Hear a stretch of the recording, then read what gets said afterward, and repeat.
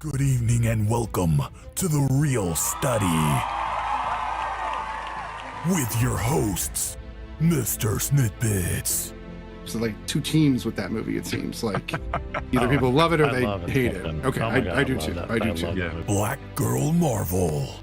I cried laughing. That was hilarious. Tylermakesfilms. It's meant for us to kind of contemplate. Like, I don't think his response to me is completely appropriate. Like, it makes sense that he would react that way. Allthemoviethings.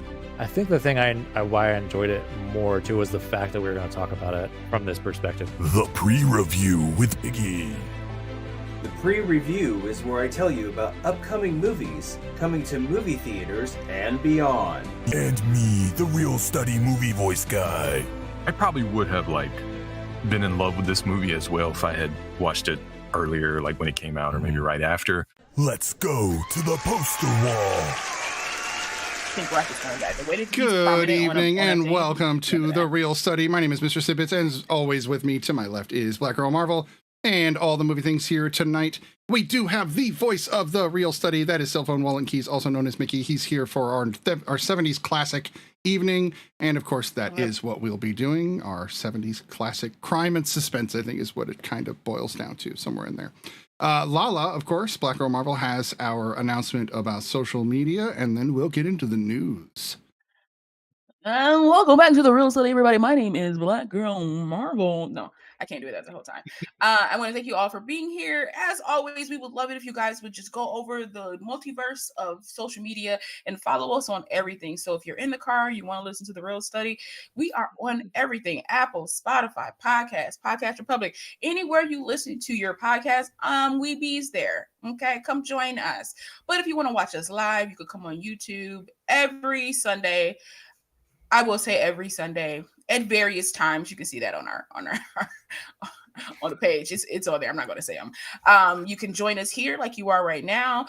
We would greatly appreciate that. And if you want to dig a little deeper, if you wanted to come into the fold a bit, you can join our Discord. That'll also be in our description here on YouTube. And you can have conversations. We have games in there. You can request a TV show or a film for us to watch. As always, we always got veto power, but we rarely use it because we like to watch things. So come and join us. The Real Study. Streaming everywhere. I love it. That being the case, we have 3 movies that we are going to be reviewing tonight, and this was a selection picked out all by all the movie things. We have The Sting, of course, starring Robert Redford and Paul Newman. We have 3 Days of the Condor, starring Robert Redford and wow, Faye Dunaway. Faye Dunaway. My brain did not want to get her name in my head. Okay, and then of course we have Dog Day Afternoon, starring Al Pacino. Those are the 3 films this evening, but before we get to that, we will get to the news. Now it's time for the real news. And of course, there's always tons of movie news going on in the world, and this is no different this week. We're getting a Sonic the Hedgehog spinoff with Knuckles. Of course, that'll be Idris Elba playing the character. I'm not complaining. I'm fighting if it's not. I'm a riot if it's not. That's all I'm gonna say. That's fair. Let's see. We've got Ethan Coen doing another movie. Never hurts when the Coens are going to make movies. Let's see. Well, I think it'll probably just be Ethan this time. Yeah, because I think they've officially split. So the first movie that was a single was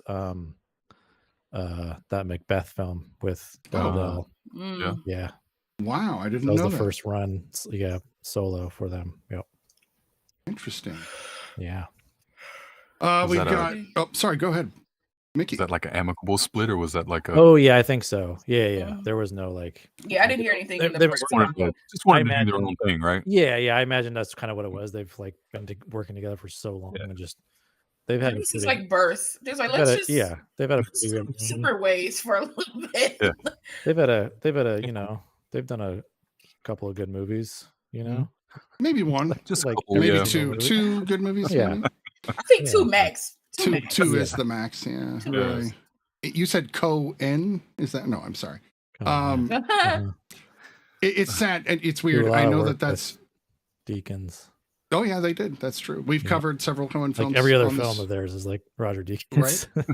But now he can work with each of them, right? And maybe hear what their individual thoughts are. Yeah, it'd be interesting to see how they like. I know Roger's like, that's more money for me. Right. You know? It's like getting a divorce, right? And you get 2 birthdays. Yeah. So. Yeah. It reminds me of the Daft Punk split though, where it was like amicable and everybody was happy, but I cried like my eyes out because I was very upset about that.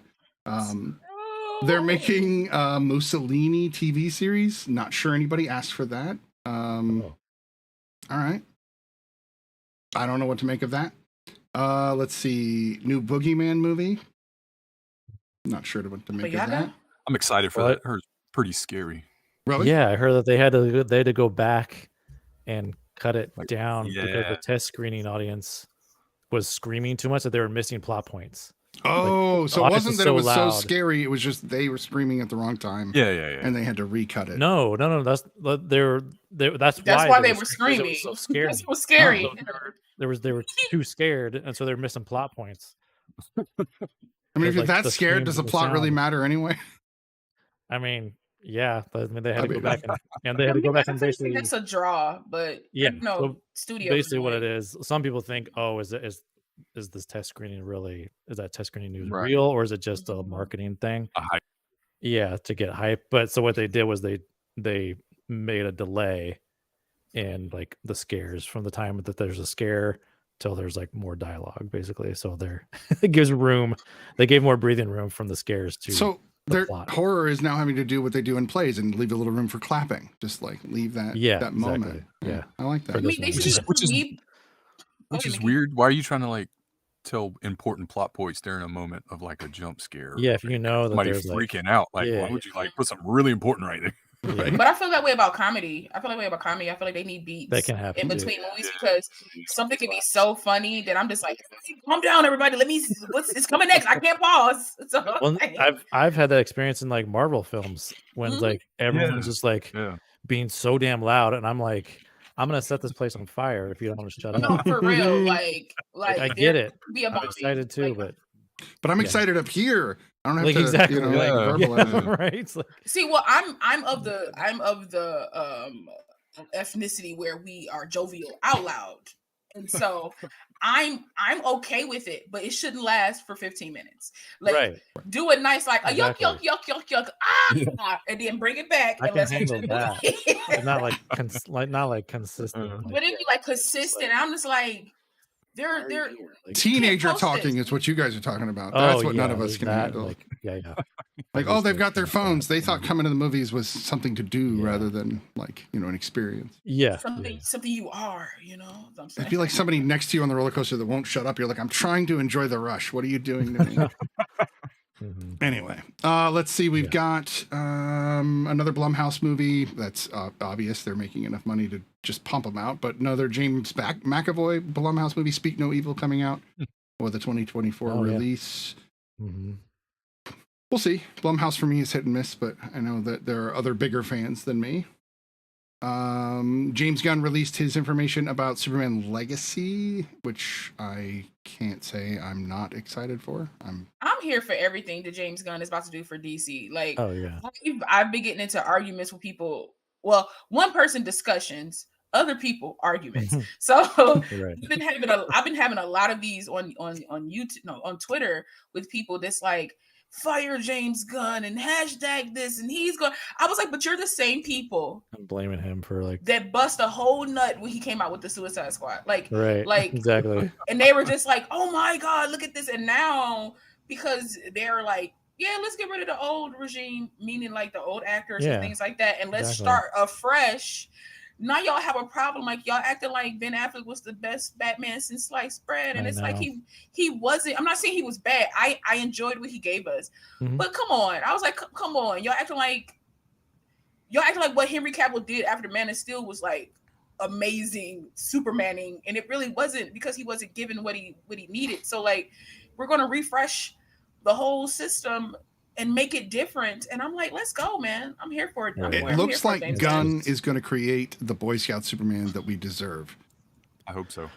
Yeah, I think so too. I mean, he's been reading a lot of All-Star Superman and hell yeah. And I guess one of the things too he's got the same costume designer that he's used on Suicide Squad and Guardians for Superman now. So so if that can give you a hint of like what maybe the suit might look like, but so I wonder if they finally got a. It's like they finally got a comic book nerd to make these movies, and people are complaining. Right. Yeah, Snyder was an action movie guy, which is fine. He's good at it, action, which is great. Yeah, right. Like I'm actually excited to see his Rebel Moon. Yeah. We'll say this though: if Snyder and Gunn could like team up in some way, I mean that won't happen. But if they could have teamed up on DC, that would have been like a solid.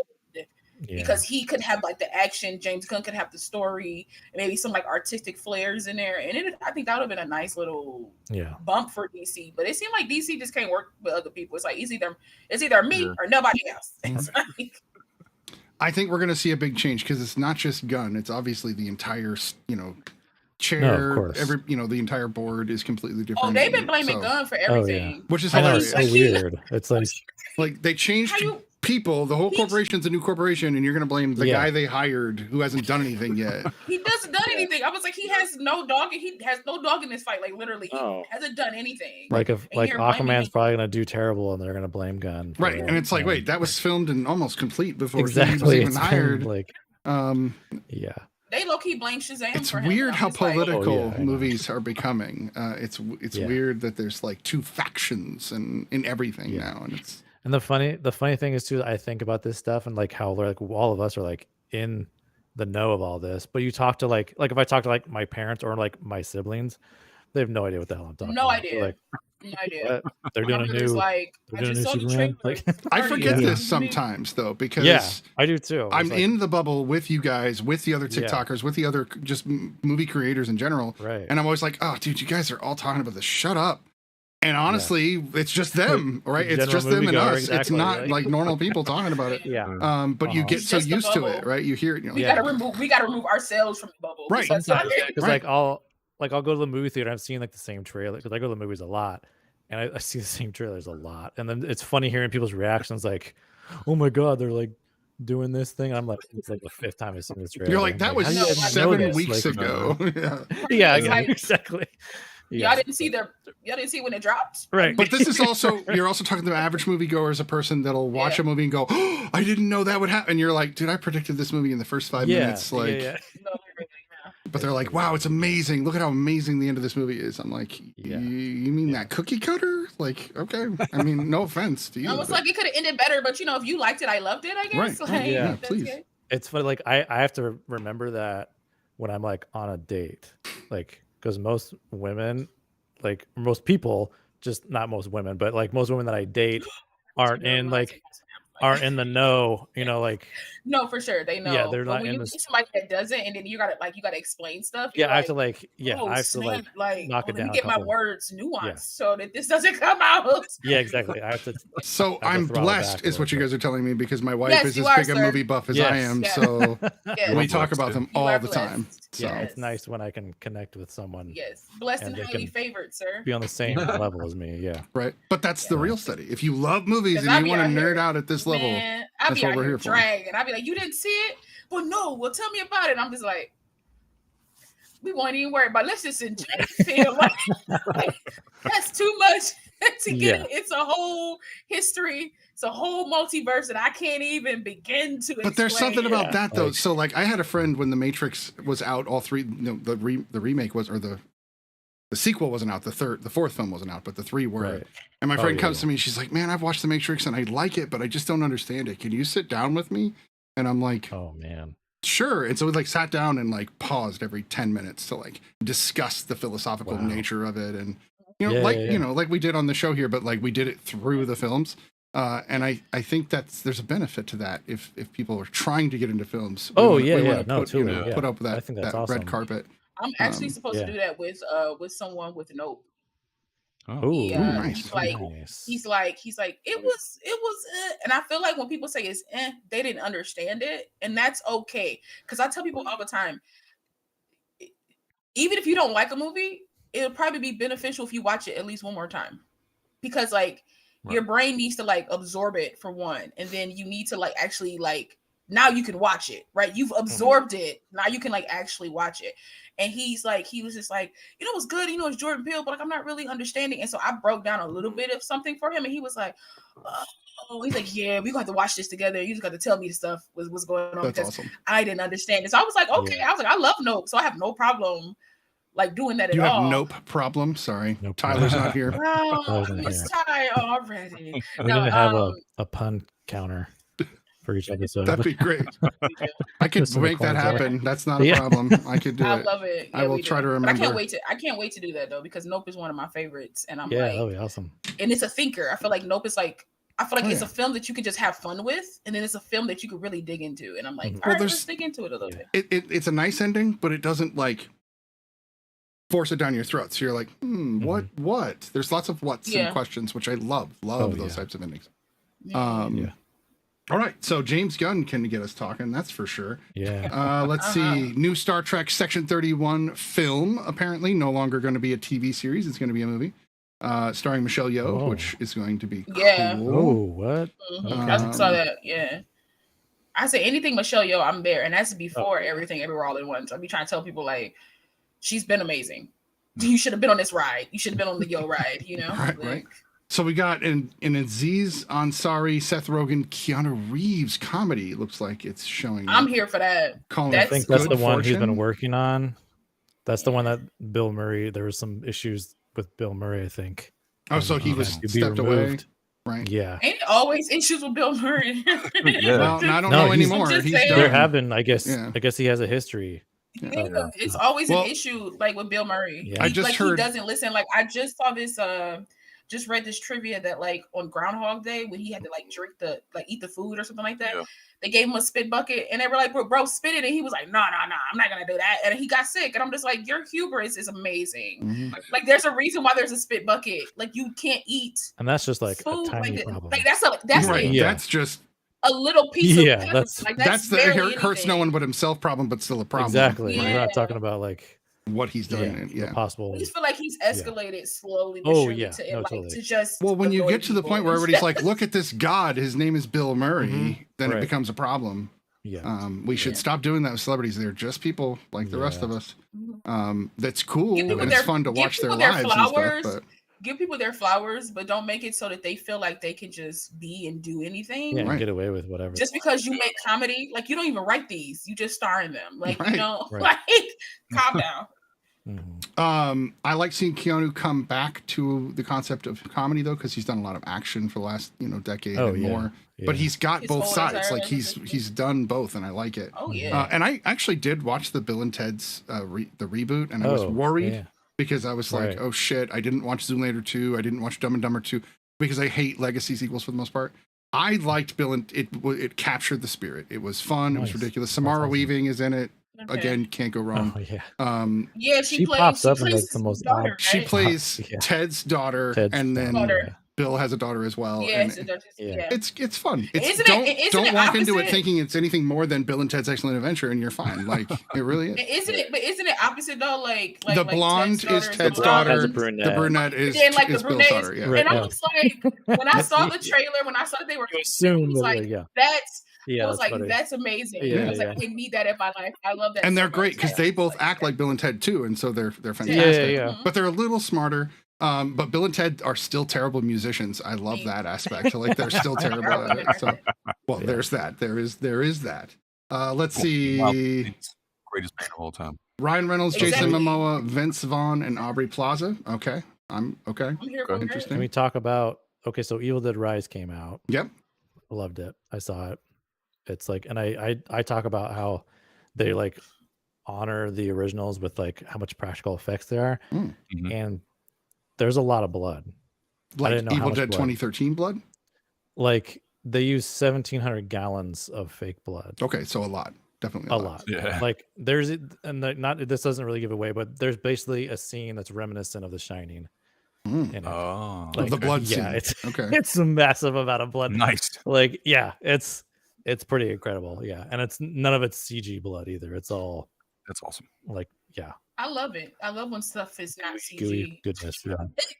There's definitely been like a renaissance of practical effects. There has. Recently, I've noticed. As there should be, because Like, I love an influx of like CGI stuff because you do stuff that you didn't know existed. You're like, oh my god, like this technology is amazing. Sure, Do no, these totally. things. Yeah. But people should never let go of practical effects. No. It's Or something even about old technology. Mix the two is But mixing the two to me It's great, can solidify a film in the best way, especially if you know the parts when not to have it and when to have it and stuff like that. I love practical effects. I feel like digital blood is okay, like when it's like a gunshot sometimes, sometimes squibs don't, Do what but you need them to do. I'm like, sometimes you can't do squibs every time. Like if someone's like the flying in downside to air, the maybe they don't CG work. though, after a decade, that's going to look flat, right? And no matter how hard they Right. try, it'll eventually look Yeah. flat. That's the downside to not doing practical effects with blood. Mhm. It's one I thing think to too, do a it's also- skyline or something like that. Go for it. Right. I think too, from a filmmaking perspective too, it's like easier. Like they don't have to like, if they have to do another take, they don't got to like switch out wardrobe, then and do all this kind of stuff. They can just But I mean, I get it on both sides for sure. But No, but get I it. think having a Let's- mix is the best. Let's carve out a day where it's like this gonna be a bloody day, and Yeah. Like, I can't imagine the continuity on this movie. you feel like It's like- just feel like it's going to be a bloody day. Let's make this a bloody day and go about Well, it on because I Evil feel like Dead- it adds more. It adds more to your film. Right. to do On that. Evil Dead, every day's a bloody day. It's a rule. They don't get past those days. It's kind of Well, it's why funny Bruce Campbell too gave because it like up. as the movie progresses, it just gets more and more blood. There's just more blood, more blood, more blood. So yeah, it's awesome. Yeah, Love it. Couple I of loved it. just sideball news items here. We've got Twilight being turned into a TV show. I'm not sure Nobody who ordered asked that. me We do have an actual confirmation of Fast 11. I thought 10 was it. We've got a director. I want this to. I knew it was gonna be 11 because if I ever have kids or adopted kids or however my life goes, I want there to be Fast and Furious movies for them too. So what we should have I had, just- yeah, what we I should just have want had this. back I just in, want this to keep going. I really do because they having kids now too. This could easily continue. To It be could. a thing. No, it I'm could. just- It could Star Trek out of control. If you go back to the Future 2, it shouldn't have been Jaws. It should have been Fast and Furious. That's what it Oh, should have yeah. been. Yeah, that would have been the thing. Uh-huh. We've got Juno Temple now going to be in the new Venom movie, Yeah. the Marvel, the MCU Venom movie. Who wants to know about more Transformers movies? There's more Transformers if you care. It's animated. I'm gonna move on. I mean, but Battle of the whatchamacallit looks great to me. Like Battle of the. I'm a what is- sucker for them. I Beast don't care. Wars, What's, right. yeah, what's the, new one the that's new coming Beast out? Yeah, Wars Beast- one where Beast they're like, Wars, yeah. where Basically where the where Beast you have a Wars movie. gorilla that's a robot that Yes. turns into a man that's a robot. Yeah, Yes. So I'm. So it So was I was inevitable. in the theater. I don't know what I was going to go see, and I saw this trailer, and I literally audibly said, "Another one." I was like, another one, and I said it out loud. I was like, At least "Shit." it's not directed by Michael Bay. Well, that's true. No, So facts. there's But- that. But That's I saw the the one trailer, robot and to me, it that I have a looks problem with. really. To Oh. me, it looks really, really good. Like I was like, okay, because to me, Transformers for me has always been about the Transformers. I don't care about anybody. What, you don't like Sam Witwicky? I don't- What's your problem with Sam Witwicky? I feel like he's unnecessary to the plot. I feel like they could have just had the Transformers come down. And I'm not saying that humans should be in it because you need like that human, but I feel like they shouldn't be the focus. Right. I feel like the Transformers should have been the focus. And to me, In the this one seems cartoon, like the that's what it was. Transformers- There were humans, but they were always See- like side characters. Exactly, and that's how they should be in the movies. Right. And I feel like this movie finally has it. So like the humans are kind of like in the background because they have to be. A whole bunch of Autobots just come to Earth doing stuff. I'm gonna need some humans to be like, what's happening? At least that much. But this looks so good. It was like it's like Power Rangers on steroids, and I dig that because it's like they can be like you said, the ape dude, and he turns into like a samurai ape dude. Like it was like amazing. I was like, I don't like if it's like a dinosaur, the Dinobots turning, that makes sense to me because they turn into human robots. Like, so you're going from a non-human shape to a human shape. With the gorilla, you're like, that's a human shape turning into a human shape. It just bugs the crap out of me. Like, I don't understand what that is or why it Right. exists. put him up. But that's put just him me. up. This is, that's just me. This is the same people that did Bumblebee, right? Which was Oh. I thought that was a really good Yeah. movie. Mhm. Yeah, it's supposed to be most of the same teams. that do Hmm. Bumblebee, which I love Bumblebee. So Yeah, it But was- I did Bumblebee too. looked like Bumblebee looked like he either died or get hurt. And I that's when I said, know. wait a second. Like- I said, yeah. there's no Transformers without Bumblebee. You know what we've never Which had though, and it bothers me. We've never had Hot Rod at all, Dude. in any of this. Don't movies. even get me started because he was in he was in Uh-oh. Age of Extinction. Mickey For like might a be second. alive. He like- But he was like, yeah, that was not Hot Rod. I don't That's know what I'm that saying. was. Like, we've never had Hot Rod. We've never gotten to have Rodimus Prime. We've never gotten to have Ultra Right. Magnus. Well, you know, We've never whatever. gotten to have all the cool, like, successions of Primes because they're so focused on Optimus, which is great. Don't get me wrong. Yeah. But they I need checked to out- rip his heart out. I checked out after they gave Devastator testicles. Yeah. Yes. That was real That bad. was Yeah, bad. I was like, really? Yeah. Like this is, Yeah. and the very And all racist. Oh God, yeah. Them Little two. Autobots. Those two Yeah. guys were like All really. those movies I were was like, just like, oh, They were the Jar Jar Binks of the Transformers. yeah, They I was were. like, no. yeah. Oof. Yeah. All right, what else do we have? Snoop Dogg going to have a biopic done about him. I've been waiting for one of those. I'm here for it. Yeah. They need to do more biopics with the people living so that it can be an So they accurate can give biopic. them better information. I agree. Yeah. Yeah. I if they do a Snoop Dogg biopic and I don't get a scene with him and Willie Nelson smoking joints together, I'm gonna be mad. I'm just gonna be I'm gonna be angry. I want to see Snoop Honestly, get if smoked. I don't get a get scene outsmoked, with, you know? with Snoop and Martha Stewart smoking, I'm gonna be mad. Well, there's that too, but wouldn't it be nice if it was Willie and Willie smokes, Snoop under, and it's Martha and Willie Nelson that are keeping it together? That would be fantastic. Right. That said, good news in the Rust shooting incident. I know that that's not something you would expect to hear, but Alec Baldwin apparently Right. completely off the hook. No charges Yeah. will be brought against him at this point, which is great. Anybody even slightly following that probably agrees that's a good Yeah. decision. It is because that's a wild thing to give him manslaughter when that wasn't. Yeah. There are other There's people worse should be things. held Yeah, accountable, I think. Yeah, No, there's for too sure. many. Yeah, it's too many people to go through to get to him to be like, it's his fault, and it's like, no. Yeah, No. when he's actually like the least one that has any responsibility. Right. 'cause, Yeah. like he's just given a prop and told like he Shoot it. needs to believe like the people in the chain that it's safe. Right. So Yeah. it's not his Markup- responsibility to check it. Markiplier's making a movie. I'm not sure if you guys are excited about that. He'll be behind the camera, it sounds like. Who? Markiplier, the YouTuber. YouTuber, like he was like one of the first Oh. big YouTubers back in the day. I guess I don't care at all because I don't know who that is. Too. This is my Interesting. favorite thing. This is great. Yeah, that guy. That guy. Oh. On That TikTok. meme, That TikTok. Oh, meme. that This guy. is my favorite thing. You should look him Nope, up. I still don't know.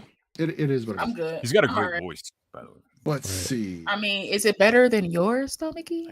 I don't know. The two voices down I here thought so. are pretty outrageously great. Hearing the two of you guys, Same. just wow. You guys have amazing voices. I think that's about it. Oh no, we've got Stephen Young, Martin Ali Lawrence Wong. finally getting a star. I know that's That's dope. right. Oh, That's yeah. right. That's pretty big. Yeah. That's dope. And like Good. Deservedly so. yeah, and Steve Harvey like had a lot of great things to say. He kind of like presented it Mhm.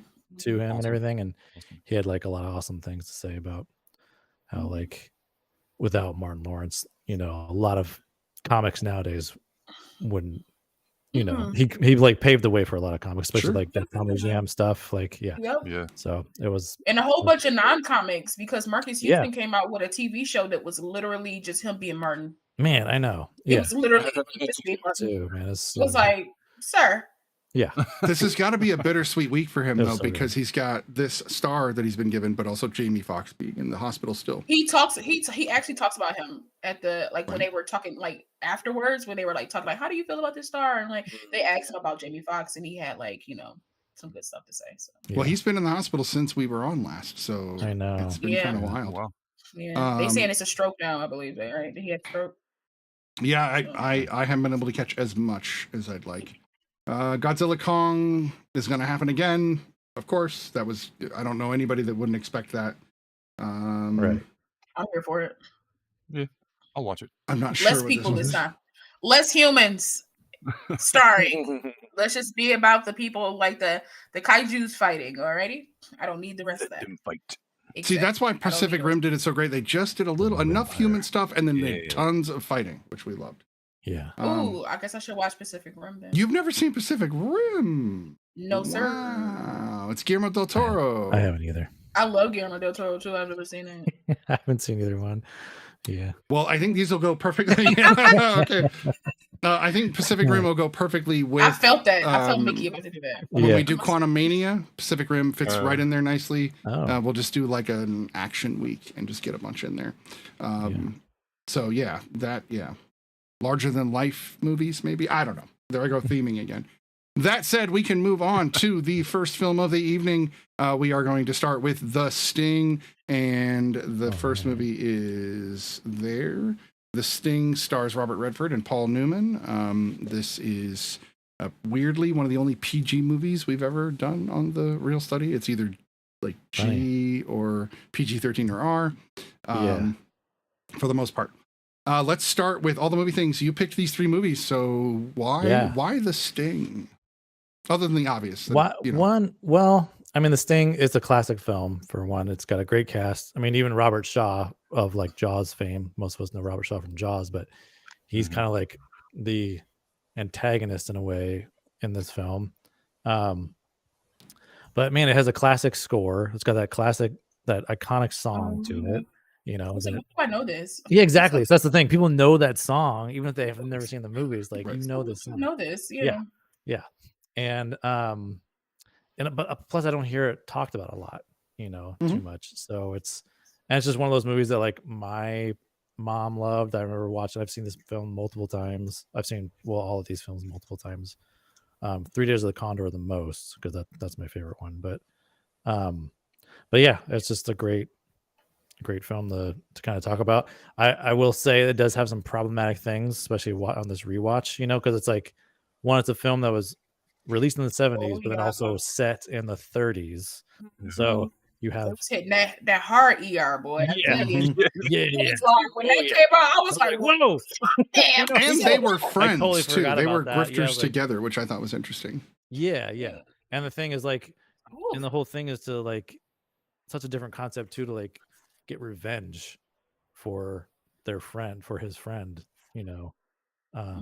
Which was James Earl Jones's daddy. That's his daddy. Dang. Okay. Really? Did not really? That's his daddy. It's amazing. Because when I was watching it, I was like, yo, why does he kind of sound like James Earl Jones and like the face and everything? Funny. I was like, that's wild. And I was just watching the movie, and then I went to the cast list, and I was like, that ain't his daddy, is it? And it's his daddy. That's all the cast. Oh my God. That's awesome. Oh, that's so crazy. That's very cool. Yeah, it is. Wow. Awesome.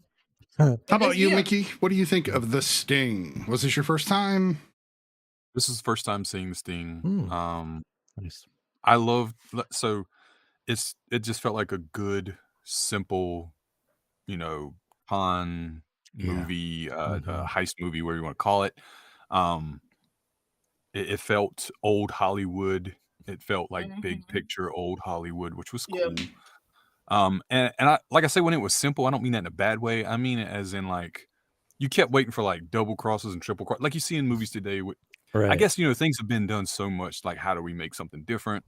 Yeah. It was kind of like, you know, this was like back to basics, because it is the basics. So it was nice to see that they were just going for this guy. You didn't have to worry about anybody like turning on someone. Yeah. Robert Shaw was awesome. Like, I haven't really seen him in a lot outside of Jaws. Right. So seeing him in this was like very different in a good way. He's got like an Irish accent kind of thing going on, you know, like, And I was scared of him the whole time too. Like, legitimately, like, I wouldn't mess with that guy. Like, no way. And then, of course, you know, Paul Newman is Paul Newman. You know what I'm saying? Like, he's the most charming man in the world, probably at that time. Yeah. But I really liked the movie. I thought it was a lot of fun. All right. How about you, Lala? The Sting. I enjoyed this film. I thought it was well, you know me. I'm like, boy, this long. We could have removed like 10 minutes and made it. The funny thing too is like I think that says something about that era of film too, because all of these have that. Like, things are a little drawn out. No, for more sure. than what we're used to now. What we're used to. Everything's kind of like boom, boom, bam, bam, bam. We're there. And so, but again, like, the same. this movie was like 2 hours, 9 minutes. We could have just shaved that 9 minutes. We could have shaved. The film would have still been as great as it was. The credits in the intro were a little long, and then those cards, the cards between scenes. And they have the title cards. But I do like the title cards. To me, it gave me something different to visually look at, and I was just like, well, that's nice. I was like, you don't see that anymore. Right, yeah. Like, and that little peel or that little page effect. Right? Yeah. I was like, it's pretty awesome. I want to do this in some videos that I create. Like, let's just make it work. Yeah. But I thought it was really good. Okay, so first, y'all know I got to do this. Okay. Was this your first time, Lala? It's my first time watching this film. Cool. All these films are my first time. Mine too. Own Dog Day Afternoon and just never watched it. But okay. I have it on digital. Hell yeah. And just never watched it. Okay. Cool. But let's just call a spade a spade. Robert Redford, ew, my gosh. Okay, he's fine. I said, he is handsome.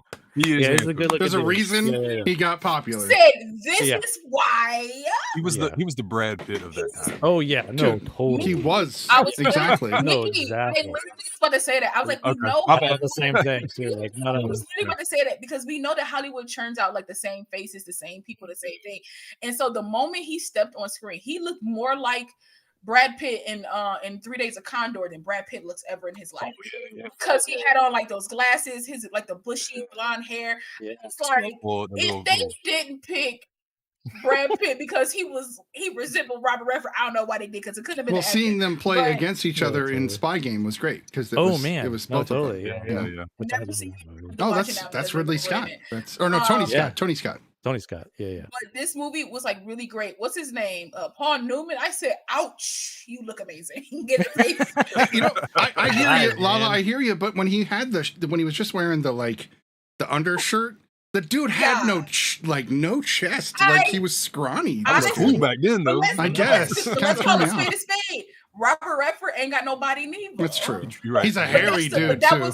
He is though, but that's the thing. That was like the thing back there to like more wafy, more like thin type of look and all kind of stuff. But I was like, shit, they fine. I was like, my God. Well, especially with the hats. With the hats. Oh yeah.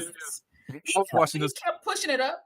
I was watching this on my laptop on the couch, and I just kind of looked over at my wife. I was like, Robert Redford's kind of hot. Like, I ain't know. Yeah. Here's my thing. If you are a man and you say that man is ugly, you have some deep insecurities. Right. That you need to work out. Or you're blind, not to say that's a bad thing, but you're obviously not looking at him. Right. Well, both of those men are gorgeous, but also they are very talented actors from what I can see as well. Like, listen, if I'm gonna get back to like the whole movie thing, I had to, but y'all know me, I gotta tell you that they fine.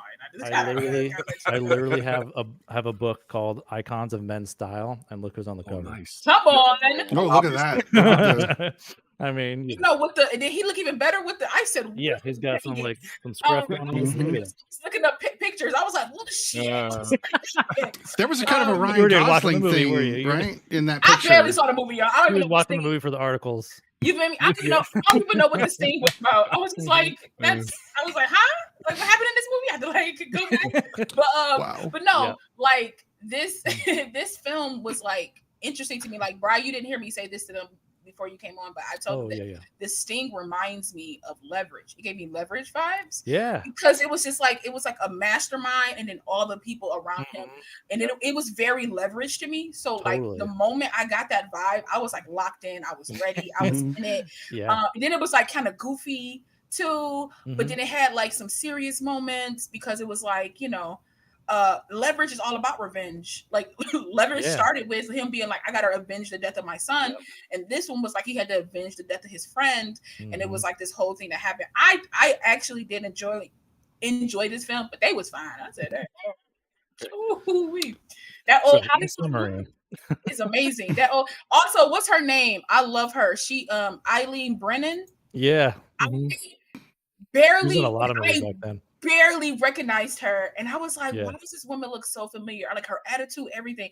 And then I looked it up. I was like, I love her because she plays a spitfire and like everything she does. I love her so much. It was great seeing her in there too, because it's like a film filled with men, and all these films are like like a sausage party with Yeah, they're very two women thrown in. You know what I mean? Like, And they're like these in a lot of ways set pass pieces that test. in the films as well. Yeah, these don't pass the test. What's that test? The Bechdel test? No, not at all. Yeah, these don't pass the Bechdel test at all. There's not enough women to talk to each other, so at all. So I was just, but also you do see in these films that you don't really see in new films now. They kind of revere women in these films. Like, I'm not saying that they don't, like, it's some harsh shit don't happen to them, but some of these men give a lot of respect to these women because they're like, oh, they're smart and they know what they're doing. Because he ain't mess with, like, Eileen Brennan's character. They didn't mess with her. She was a woman that knew what she had to do. She took care of her girl. She ran a good business. And Paul Newman's character respected that. And he rode with her and he listened to her. So, like, they don't really do that in these movies now. Like, movies nowadays, like, kind of, like, shit on women a lot or, like, make them, like, don't give them anything credible to say, or they're just there to cause discourse so that the men could come out on top. And I feel like some of these movies, they do use women as like prop pieces, but some of these movies, like these women are very like, they stand on their own 2 feet and they like, they'll fight a guy, they'll punch a guy or something like that. Like, you know what I mean? They just have like this, the this main, moxie, the main antagonist that's chasing him through the whole film is a woman. Yeah. That they keep kind of like, they show her loading the gun, the hands with the gloves, but you never see her. Right? You never see her. And, spoilers. And it's very, and then it's unsuspecting when she gets shot. Listen, I tell you this though, them shots. When people, all of these movies, it's like somebody throws a little ketchup button on them or something. It's like it's not even that. I guess the power of guns back in the day were way more powerful than they are now, which is weird to me. But when people was getting shot, you'd have thought they went to another dimension. They're getting slammed against the wall. I know. They were all shooting 44s, man. It wasn't a bunch of little 9mm like today. Cracking up. Or 38 specials. I was like, oh my God. I was like, I enjoyed this thing. It was really good though. That's awesome. I love that. So I was talking to Mickey before I was talking to Mickey before the show as well about this. And for me, my whole life, I never even saw a preview for The Sting. I just knew who was in it. I knew the basic concept. Yeah. And that's it. I never watched anything about it. And so I had a very specific vision in my head of this kind of darker, more broody crime drama. Oh, and then I turn it on, and then there's Scott Joplin's Rag, and I'm just like, yeah, and like that whole and they're doing like the carousel too, is where he lives, and I'm just like, what the hell? And it's definitely, if you've never seen the remake of Ocean's 11, they stole everything from The Sting. I'm just saying they didn't even steal anything from the original. That's Ocean's 11 because it's nowhere near as witty and fun as this. This was the popular heist movie, Sting movie, whatever, it's still a heist. Right. And I swear every little fun turn or the like, oh, we got you. They just stole all of it. It feels completely ripped off. And they even added Brad Pitt because they couldn't get Robert Redford. Right. No, for real. Like, so because I'd have took a Redford over Brad Pitt eating every scene. That boy eats in every movie he's in. It's like that has to be a tick of his for acting that he needs his hands to do something because he's always eating. Otherwise, he'll be too wild because I don't think he ate in 12 Monkeys, and he kind of was way off his rocker in that movie. Right. So I don't know, but he eats in like everything. Even in Friends, he was eating. I was like, sir. I did like that they told us some of the cons and didn't tell us some of the others. I like that they talked about, if you pay attention to the beginning of the movie, Paul Newman talks about how he knows, 200 or 300 guys he can get involved in this. And I was like, 200 or 300? Yeah. So as people started showing up, I'm like, okay, these are the lots of people. But they did a good enough job that then I think this is where the length of the film is important. And I know Law said shave 9 minutes, but I think those 9 minutes give you enough distance between that information and the FBI that you buy the FBI as this thing. I would have still bought them stands the 9 minutes. I did buy them. I didn't expect them to be in on it. Again, another spoiler. That was dope. It was dope. It was. What I didn't like was I'm like, they just shut the door and they're like, we did it. They shut the door and they're like, we did it. And I'm like, you guys don't want to hold off for a little while? No, like, that's because we're conditioned that there's always that's a trope that happens now, where it's like, gotcha, we knew all the time that you were doing this thing. Now let's backtrack and explain. Exactly. Like, so like, this was like the start of the trope, but they were just like, when they were closed and leaving, it was at least an hour later. I know it wasn't 10 minutes later, 3 minutes like it seemed. I get that, but it felt a little odd. But again, I'm conditioned for 50 years of film since then. No, for sure. I get that. Because I was like that too, but I was like, it's the times. Right.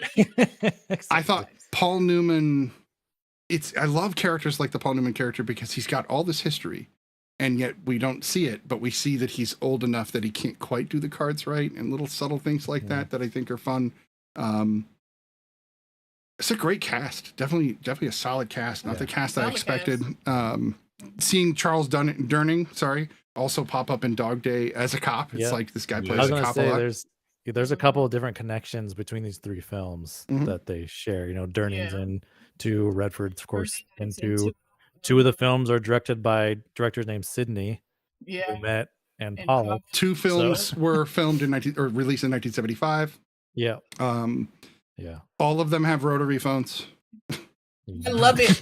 I loved every bit of this. I loved because we used to have a rotary phone and like my grandparents' house, we moved in their basement. They had a rotary phone, but we had a wireless phone upstairs. So I was just like, what are we doing? But I would go downstairs to use that phone. I hated the basement, but I love that phone. It just played.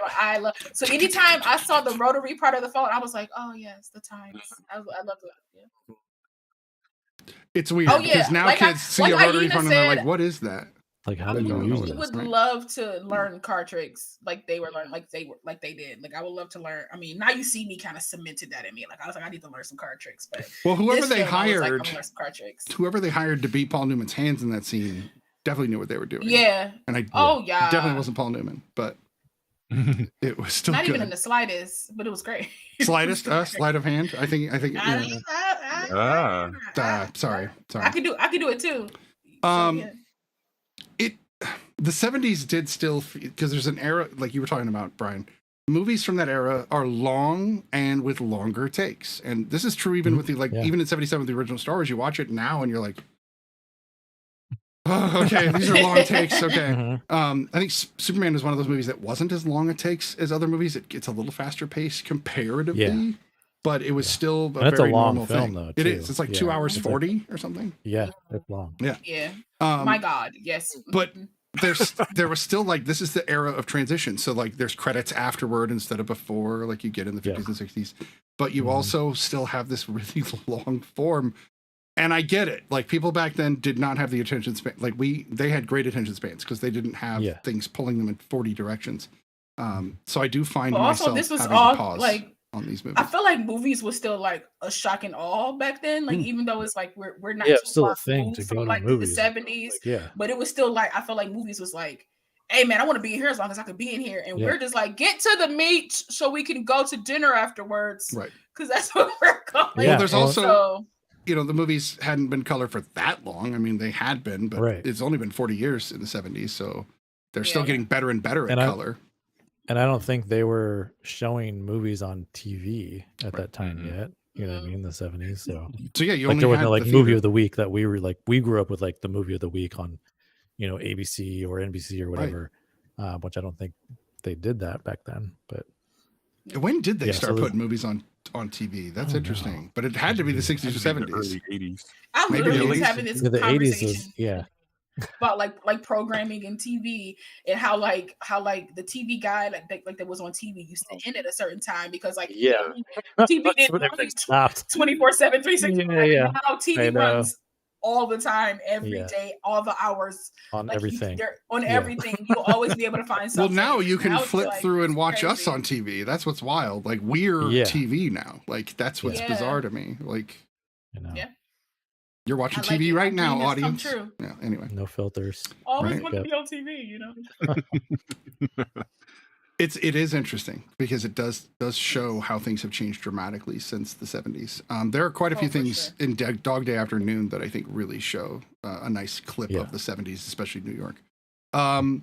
I did want to mention. Sorry, I did want to mention too. Like, it might not have been too noticeable, but I was thinking like, there's some great like wide shots in this, like establishing shots. Mm-hmm. This is in the 30s, so there's not CG. Obviously, this is 73. So there's some like gorgeous matte paintings that I would assume is what it is of these like great cityscapes from the 30s. That was like, whoa, like blew me away. I'm like, and they looked gorgeous too. Like, but in my head, like logically, I'm like, oh, that has to be a matte painting. That's not right. Really, I mean, I felt that so good. I felt that way about the set itself. I was like, part of me felt like it didn't actually take place. I felt like it was on a soundstage. Like, I was like, they put these up. True. They kind of built part of this because like they had a close up of a like somebody in the window, like doing like this in the window or something like that. And I was like, they built that set, but I like it because it's like it adds to like sets don't get built anymore. Like people usurp towns and be like, here goes some money. Let me use your town instead of just being like, we're going to be on this lot and I'm gonna create some stuff for this lot like they used to do back in the day, which I think like a little bit of both is nice. You know what I mean? But I think I enjoyed that aspect of it to be like, I know this is fake, but it's very nicely done. It's a very good fake. Like it's like, so like I enjoyed that aspect of it. Yeah. Well, on that subject, that diner that they meet in was the same diner from Back to the Future, where so that must have been on the Universal lot then. Yeah, that makes sense. That's cool. Like, that's wild. When I saw that, I went back and I was like, man, that is the same diner. Oh, crazy! That's so cool. The production company for this thing is Universal Pictures. Oh, perfect. So that makes sense. Yeah, no, perfect. Yeah, no, this is I can see why this is a popular film. I can see why people like it. It's weird with films like this because I've seen all these tropes just overplayed for 50 years. Right. That when I watch them, it's unfortunate to the film. It's like when we watched Hoosiers. It wasn't Hoosiers' fault that I was bored with it. It was seeing that trope dead because I've seen it so many times. And this is the same kind of thing. It's not that I didn't enjoy the film, but none of the tropes excited me other than the FBI. I didn't see that coming, so I was actually very excited by that. I was like, oh, they got me even from the 70s, which is good. But at the same time, every other trope leading to that, I was like, okay, yes, I know this. I know. Honestly, they kind of got me from the beginning. Got me from the beginning. I was like, oh, it makes sense that this white man wouldn't help this black man. I was like, that makes perfect sense. I was like, they're not gonna help him. And then I was like, man, this man gonna steal from them because why would you? Because I was already kind of weary. I was like, why are you giving this man your money? He not gonna. I love the whole intro. Like, do what you want him to do. I was like, come on, my man. I was like, what they got this black man written as? He should be this stupid. Like he just. and then you're like, oh. And then I'm like, oh. Yeah. It was sweet. It's a whole family of kind men and women and stuff like that. I thought that was pretty cool. So like honestly, from that opening alone, I was like, oh, I'm sold. I'm in here now. Like whatever y'all do, I'm gonna be like, oh, what? I didn't see that coming. Like, because at the end when they got shot, he shot him because they made it so it looked like he was gonna sell him out. But if I was really going back in the recesses of my mind, I should know that he wouldn't do that to somebody, especially somebody that's connected to his friend. So I'm like, and there's no reason to do that. I was like, nah. And then at the end when everybody got shot and they were like, everything's good. And they both got up. I was like, well, ain't that bottom lip? I said, okay. I was like, the FBI agent was on it. I enjoyed it. So to me, I was happy that I wasn't so focused on like certain tropes, which I did catch some things, but I was just like, it's the time. I kind of like brushed past it, let it go, and kind of like just try to like try to be in the moment. And like I got duped, and I digged it. I did get duped. That's fair. So I did enjoy this because they still don't do this very much in movies, but Redford goes through the whole process. Hooker goes through the whole process of getting the guy to follow him to the bathroom in that diner, and then runs back outside and goes, oh shit, there he is. Like, I love that because that never happens. Well, that was the thing too that's kind of great about this movie is like not everything went according to plan. They also had to pivot. They had to pivot a little bit and be like, oh, okay, well, they believe this, but they didn't believe this. Like the Western Union. Like they had to take over the office for a half an hour or whatever. Yeah. But he got him out of there so quick. He was like, oh man, they're painting. Like we can't stay in here. But that's the thing. Like, that is an Ocean's 11 ploy. Like that's, that's such a smart thing to do, to be like, this is my office, but we can't stay because they're painting if y'all want to be around this. Like, And no businessman like Lonergan or Lonahan. I love that he kept messing up his name. That was so great to me. Just a little subtlety, because it's like, I don't respect you, so I'm just gonna keep messing up your name. I love that so much. It's like, he wouldn't want to be in there. And then I was like, and then it was like when they drug him out, he was like, I got $500,000 in there. It's like, but it's 2 dead bodies, man. Like, you gotta this money, you want to go to jail, or you want your money back, or you just gonna eat this money. And I was just like, man, that's the score to end all scores, man. I said, shout out to what's his name, Luther Coleman. I said, shout out to Coleman, because he said he never was able to get a big score like that, and like, I feel like in his spirit did, his spirit was there. He got that big score. But I really wished, and I know this would have never happened. Because like the posters for this film are beautiful. Like how they just have like, it's like silhouetted, and it's like, different color. It's like very beautiful. Kind of wish they just had his character in the background somewhere. Like, just because like he's the catalyst for these films. Yeah, like if he don't die, there ain't no sting. Right. You feel me? So it's like, I kind of wish, but again, it's the times they wasn't gonna put that black man on posters. So I get it. Aina told us that apparently Robert Shaw broke his leg really badly, or ripped his ligaments in his knee so badly playing racquetball that's why he's got a limp in this movie. Yeah. That's why he was limping. Yeah. So it was a legit limp. I was wondering. I was like, yo, why was he limp? I was like, okay. But that's good. Okay, like, to even if you didn't hurt yourself, to add that element, I think adds a little something to the character. It does add a little something, because it's like, what did you do? Right. And why are people afraid of you if you can't even walk at them? Run. Yeah, like he's crazy, like type of thing. But I will say this, Robert Redford, man, that boy was booking it throughout this whole film. That boy was running. He was Tom Cruising all over the place. He really was. Yeah. Listen, I feel like he was more Will Smith like than dress shoes. That's just me. And he never lost his hat. Slipping and sliding in them dress shoes. He was slipping and sliding in them dress shoes. I was like, that boy was running. I loved every bit of that. Yeah, agreed. He didn't stop. I said that boy was shape. Okay, he was the best. So let's rate The Sting. We do have 2 other films and the pre-review to get to. I'm going to go in the same order. How about you? All the movie things. What do you give The Sting? I give it a 8.5. 8.5. That's even after a rewatch, and like we've all mentioned, it has those things in it that we kind of have to like recognize. Okay, it was set in a certain era and also like released in a certain era, so it's got this double whammy of kind of problematic things. But I feel like this one isn't as problematic as some other films we've seen in the past. So, but still a good watch. It's been great to hear that you guys have like all really enjoyed it on your first watch. So that's really, I love that. Love it. Mickey? I'm gonna go with an 8. I had a lot of fun watching it. What you said about the trope, knowing the tropes and all that, I kind of like that we went back to basics in this. That's something that I enjoyed out of it. Even though, like you said, I kind of knew a lot of what's going to happen. I also didn't have to worry about like double crosses and stuff at the end, which I brought up earlier. It was good. It was simple. They had a plan. They executed it. It was a lot of fun to watch. I love the little. Everyone had a different kind of character, like we did in like Ocean's 11 or something like that. And overall, I just had a good time watching it. Awesome. Yeah. How about you, La? I'm going to mimic Mickey. I'm gonna give it a solid 8. Solid 8. Like this is a rewatchable. It's really good. It don't hurt that I got some eye candy in there. That never hurts. If you give me some eye candy, I'd be good. But also, like Mickey said, like the plot was like revenge, get back, like the semi good guys won, which to me, as a leverage lover, the semi good guys always win in a way, and they win in very clever, really clever, thought out ways. They always have like a plan B, C to like maybe to a plan from A to Z, and I feel like the Sting had that, like they were able to pivot because they thought like if this messes up or if this happens, we can go here, and if we go here, and I feel like that to me is like a very well thought out thing. I enjoyed this. Solid 8. All right. I'm going to mimic that as well. I think it's an 8.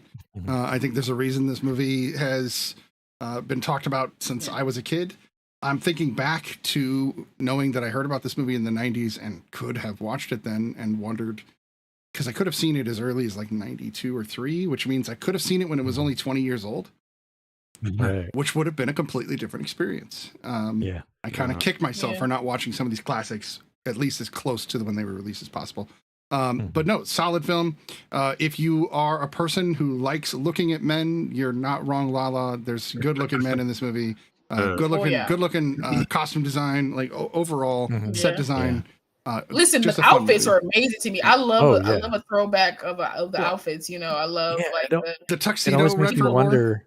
was great. Yeah, Yeah. it always makes you wonder too. Like, I mean, all these movies that we've seen set in the 30s and 40s, like, yeah, all the costumes are very similar. I'm like, did people really just wear suits all the damn time and like always were just like I feel dressed like they to the nines did. all the Mhm. I time? feel like they did. I feel like when they were Man, like- out, I feel like when they were out in the world, Yeah, you You, had like a like you presented yourself in a certain way that so people can take you a certain way. But then when you were at home, you probably wore like the white beater and the Yeah, and you the just- pants and stuff Sure. like that. Well, You everything that kinda, was like, under the walked suit, around. right, is what you Yeah, wore. everything that was Right. under the suit, you kind of like took it off. But I really feel like they did because like yeah, that's crazy. that's a through line throughout like all these old school Right. Well, movies. That yeah. they all dress like that. Yeah. Even at the poker game in a private room on a train, he required a tie. Yes.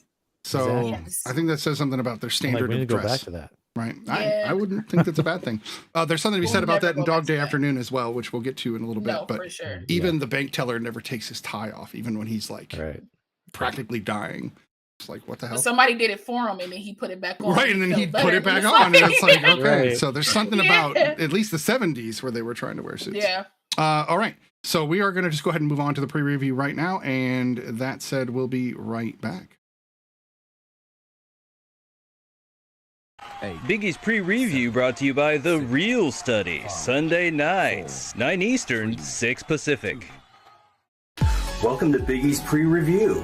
The Pre-Review is where I tell you about upcoming movies coming to movie theaters and beyond. This is for the week, April 24th through 30th, 2023. All right, did somebody say Nick Cage? Let's get the ball rolling with Butcher's Crossing. A frontier epic about an Ivy League dropout as he travels to the Colorado wilderness, where he joins a team of buffalo hunters on a journey that puts his life and sanity at risk. This movie's based on the highly acclaimed novel by John Williams. It stars Nicolas Cage, Xander Berkeley, and Rachel Keller, amongst others. This movie looks great. I am never really disappointed by Nick Cage, so let's go. The drama western Butcher's Crossing has a limited release in movie theaters starting April 27th. Next on my list is an adaptation of Are You There, God? It's Me, Margaret.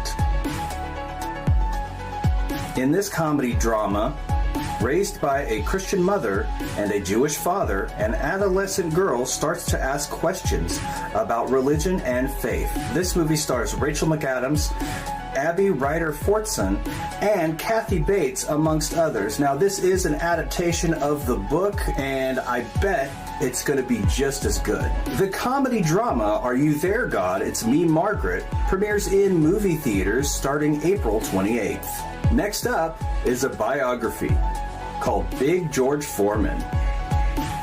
From Olympic gold medalist to heavyweight champion, boxer George Foreman leads a remarkable life. He finds his faith, retires, and becomes a preacher. When financial hardship hits his family and church, George steps back into the ring and regains the championship at 45, becoming the oldest heavyweight champion in boxing history. This movie stars Chris Davis, Jasmine Matthews, Sullivan Jones, Sonia Sohn, and one of my personal favorites, Forrest Whitaker. I can't wait for this one. The biographical sports drama Big George Foreman premieres in movie theaters starting April 28th. Next on my list, and I've been looking forward to this one, is Peter Pan and Wendy. Wendy Darling, a young girl looking to avoid boarding school, meets Peter Pan, a boy who refuses to grow up. Wendy, her brothers, and Tinkerbell travel with Peter to the magical world of Neverland, where she encounters an evil pirate captain. This movie stars Alexander Maloney, Ever Gabo Anderson, Yara Shahidi, Jude Law, and Alyssa Wapanatok as Tiger Lily. This looks like it's going to be a great adventure, and I can't wait to see Jude Law as Captain Hook. Peter Pan and Wendy premieres on Disney Plus starting April 28th. All right, next on my list is the mystery, The Black Demon. Oilman Paul Sturges' idyllic family vacation turns into a living nightmare when they encounter a gigantic megalodon shark that will stop at nothing to protect its territory. Stranded and under constant attack, Paul and his family must somehow find a way to get back to the shore alive before it strikes again. This movie stars Josh Lucas, and I'm really looking forward to this. I love shark stories, whale stories, anything having to do with the sea is always good for me. The Mystery, The Black Demon premieres in limited release in movie theaters starting April 28th. Now it's time for some romantic comedy with The End of Sex. Emma and Josh are excited to have some alone time while their twin daughters are away at camp. Unfortunately for them, their romantic week becomes a series of sexual adventures to revitalize their relationship. This movie stars Emily Hampshire, Jonas Chernick, and Lily Gao, amongst others. This movie looks like it's going to have some definite funny moments in it, and I can't wait. The movie The End of Sex premieres in limited release in movie theaters starting April 28th. And last on my list, but certainly not least, is the horror thriller Clock. A woman enrolls in a clinical trial to try and fix her seemingly broken biological clock after friends, family, and society pressures her to have children. This movie stars Diana Agron, Melora Hardin, and Saul Rubinek, amongst others. This movie looks like it's going to be horrifically thrilling, and I've loved Diana Agron since Glee. The horror thriller Clock premieres on Hulu starting April 28th.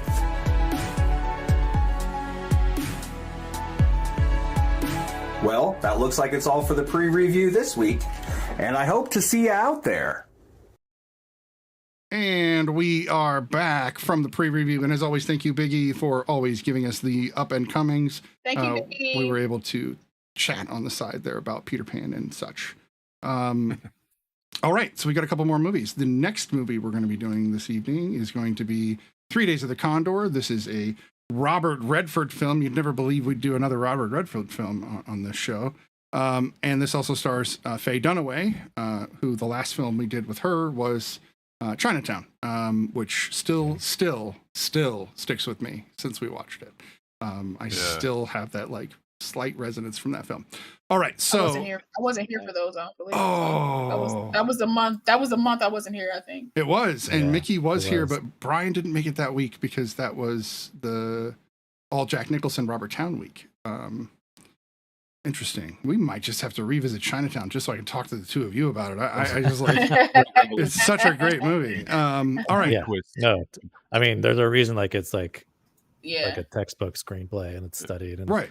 Robert Towne is like, you know, one of the greatest screenwriters around. So well, even as old as it is, I didn't know the twist. But even as old as it is, I still went, "What the fuck?" Okay, that's interesting. So La, you really should give it a watch. All right, so we are doing 3 Days of the Condor. This is a story about a simple CIA, not an agent, just a worker, just like a regular CIA worker, just like an analyst. An analyst, that's a good way to put it. He's like a code breaker, right? And he just reads books and comics and stuff, and he gets thrown into the thick of it, right away, where everybody on his team gets killed. This is another screenplay that is just like. It's like, man, it's just done so well. I mean, you could like break this down and it just follows like the structure and the beats so good. Like a lot of movies stole from, I feel like when I was watching this. This is definitely one. Yeah. So many times. There's all these little, I mean, I still seen that too, but there's all these little things that get paid back, you know. I mean, the first, thing, like the whole opening is really great. It sets up so much just in that first 10 minutes. Which is like ideal. And I mean, even though even though like just a simple thing like her opening that drawer and you see the handgun and you're like, okay, this or kind of the way they were all a little rigid about him being on time. Like normally only the boss cares, right? Only the boss cares. But everybody was, and it was like so just fun little things like he knew it was going to rain around 10:20, right? And so you knew like the timeline of things with the rain. And then, like, when he had to go, like, but also showed his smarts. The rain had multiple effects. Mickey, we're going to start with Mickey. This your first time with 3 Days of the Condor? This is my first time with 3 Days of the Condor. Let's hear it. What was your initial impression of 3 Days of the Condor? Don't let my love for this film. Right, exactly. Be authentic. This isn't a bad movie. It's not a bad movie, but I will admit that I fell asleep halfway through it. Oh no. It's okay though, because I went back and I was like, I'm gonna watch this movie. Fell asleep right at the end, Mickey. You're not by yourself, bro. Well, it's crazy because the movie was good and I enjoyed it. And I like the spy stuff. It got more interesting as it went along. I will say. And actually, the end of the movie was phenomenal. Like that was my favorite part. Was like that last 30 minutes probably was perfect. Max von Sydow was my favorite part of the movie. I love him. Yeah, he was so good. So like he was fine too in his young age. I was like, okay, I see. But menacing, right? He's very menacing in this movie without having to do anything, right? He was a very just a presence, right? Like I always felt when he was on screen, or around. Yeah. That's a big man too. I said, okay. Yeah. And once we got to a part where he kind of opened up to Robert Redford's character, I can't remember his name right now, but just hearing him talk, he's just doing his job and I'm just doing what I do, and he gives him the advice. He was like, just letting you know, I kind of like you, so I'm gonna let you know what's up. Right. That was great. This not a bad life, man. No, I don't care about either side. Yeah. But like I understand what you're saying about how it's a really well written screenplay and it's solid and everything is well thought out, well executed. Just except for the whole love affair. My God, let's talk about it. It felt so forced and yeah. So that's kind of like a thing of this era. I think that's part of it. Honestly, not even this era. That's happened in the 90s. I would say 70s back. Definitely 70s back. This is where I kind of I've seen it. I've seen that awkward. Why are you having sex with this person that just did this thing to you? Why would you do that? Yeah. I know it was almost immediate. Where it's like now I noticed it more this time around. There was no reason for it, but it's still Robert Redford and his hair in this movie. Oh my God, hair was amazing. I told you he looked like Brad Pitt. He looked more like Brad Pitt than Brad Pitt in this movie. Although at the end, when his stubble was coming in, it was just dark, really. Yeah, and he wore all blue jean outfit like I've seen. Are you blonde, Robert, or have you been dyeing it since the 60s, my friend? Anyway, I feel like he is blonde. You know how many white people I see with blonde hair naturally, but their beard to be dark, and I'm just like, no, I know. But if you look, Robert's got darker roots, so I'm not sure. He might have been dyeing it this whole time. We don't know. Oh, let's see. I'm kidding. Lala, what did you think of 3 Days of the Condor? Wait, I'm trying to search. He got his hair. So this is my first viewing of this. You can tell when she's distracted, can't you? Wait, what? They say he's a strawberry blonde. Yeah, he's a strawberry blonde. Yeah, he's kind of He's so cute. Look at him. He a ginger too. Let's go. So this was my first time seeing this film. I like Faye Dunaway, so I was excited to see because I don't know young Faye. I know older Faye. So it's always amazing to kind of go back to where these actors were in their prime making these movies to see how they became what they are in cinema now. So that was interesting to see that. I thought this film was good. Again, like Mickey said, they were this whole film is a trope in a sense, but even though it didn't come out like that, because in my mind now, I'm like, oh, I've seen this done in a billion movies and TV shows. There's a lot of spy stuff. Y'all was taken from this. You just took from this movie and was well, we can add these elements. Y'all see the 3 Days of Condor? Okay, we're gonna add that to we're gonna add that to that. So again, my brain was okay, remove it and enjoy the film. And that's what I did. I actually enjoyed the film. I thought it was I don't think it was as good as The Sting, but I think it was still a nice film. Again, throwing in sex scenes or throwing in love scenes just because these two gorgeous people are on screen, the dumbest thing in the world to me. Especially when, come on, girl, have some pride in yourself. He tapped 24 hours. He's like, can I pull a Lala? I want to pull a Lala and fix this screenplay. So yes, what I think is she's a photographer, right? And she takes a very empty photos, which are beautiful. So why not him be the one thing that grabs her attention and she takes a picture of him when he's got a gun poking out or something? And then she's intrigued and she follows him until she figures out he's in trouble. Then she decides to help him. Then the sex scene works. Anyway. I love everything about that. But here's my thing too, right? I do understand hindsight, why. No, 50, but I love 50 that, years of hindsight. That's my new intro into why they had sex. It just feels better. It feels. I don't know if this helps, but it is based on a book. Yeah, 6 days of the Condor. Yeah, 6 days. So they cut it in half. So they had to hurry it. Maybe sure. there was a lot more. They rushed. When I saw that, but maybe it was like 2 days in. Yeah. I saw that as a line. It was like based off the 6 days of the Condor. I was like, so this is part of it. I was like, okay. Right. It's the abridged version. I mean, all movies are. It's 2 hours. You should have gave us 6 days. So, but I thoroughly enjoyed this. But I will just say, like, I'm like, have better pride in yourself, darling. Just a little bit of pride in yourself, because this man tied you up with your own hosiery and left you in the bathroom for however many hours, and then all he had to say was, I just want silence. I don't want anything to be said. I just want this day to just be a day and be ended. And she was just like, all right, well, dive in, I guess. Like, I'm just like, what are we doing?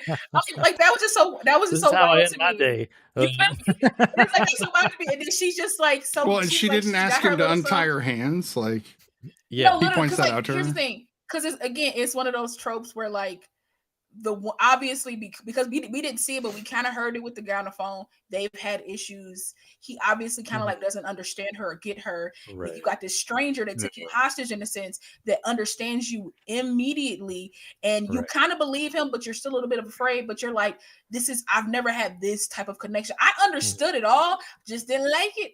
So, but it was just, it should have been more, and he shouldn't have. If he hadn't have tied her up, and it was more dialogue for them to get to know each other, I would have totally accepted it.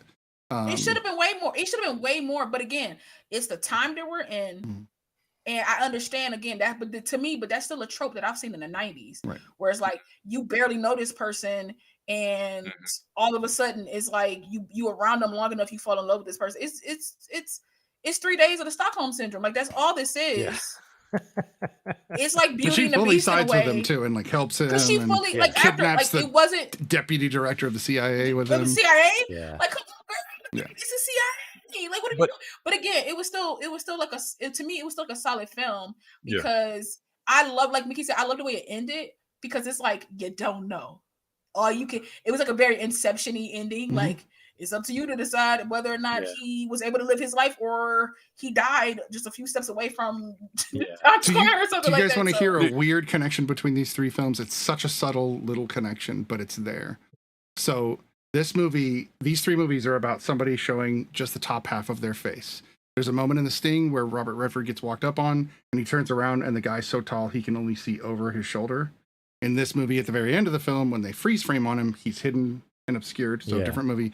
And then if you look at the poster for Dog Day Afternoon, he's literally looking out of a window with his face obscured. And I know that's subtle, but it's weird, because it's like the times, if you think about like the era that all three of these films came out. For me, this movie feels, again, it does the same thing that The Sting did, where it feels like there's absolutely all these tropes been recycled since then, since I've watched all the movies I've seen in my life were recycled tropes from this movie, The Sting, Dog Day Afternoon, Star Wars, like all of them have been recycled. All of it, But I love the fact that the movie I grew up on was Sneakers, which is Robert Redford being sort of a spy in this exact same type of way. Yeah. And that almost feels like a spiritual successor to this film in a lot of ways.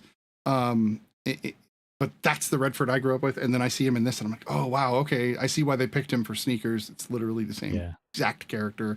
And it's almost like that's what he's been doing since then in a very weird way. The sex scene aside, I think that this is a very cool movie. I love the way I'm just a Redford fan, I think, maybe. I don't know. Anything he's in where he gets to be smart, I'm like, yes, I believe this. Right.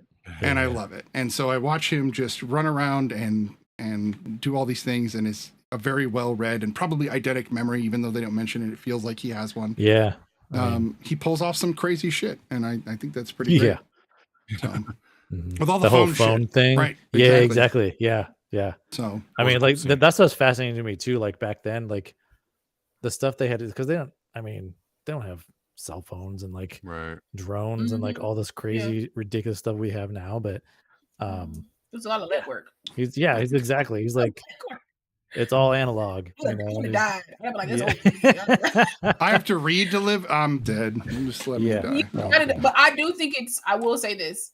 It's kind of convenient that the one person that they didn't kill had all this background training, like being like a military man and having some type of knowledge. And only that, but what I love is that none of that, I mean, some of that came into play.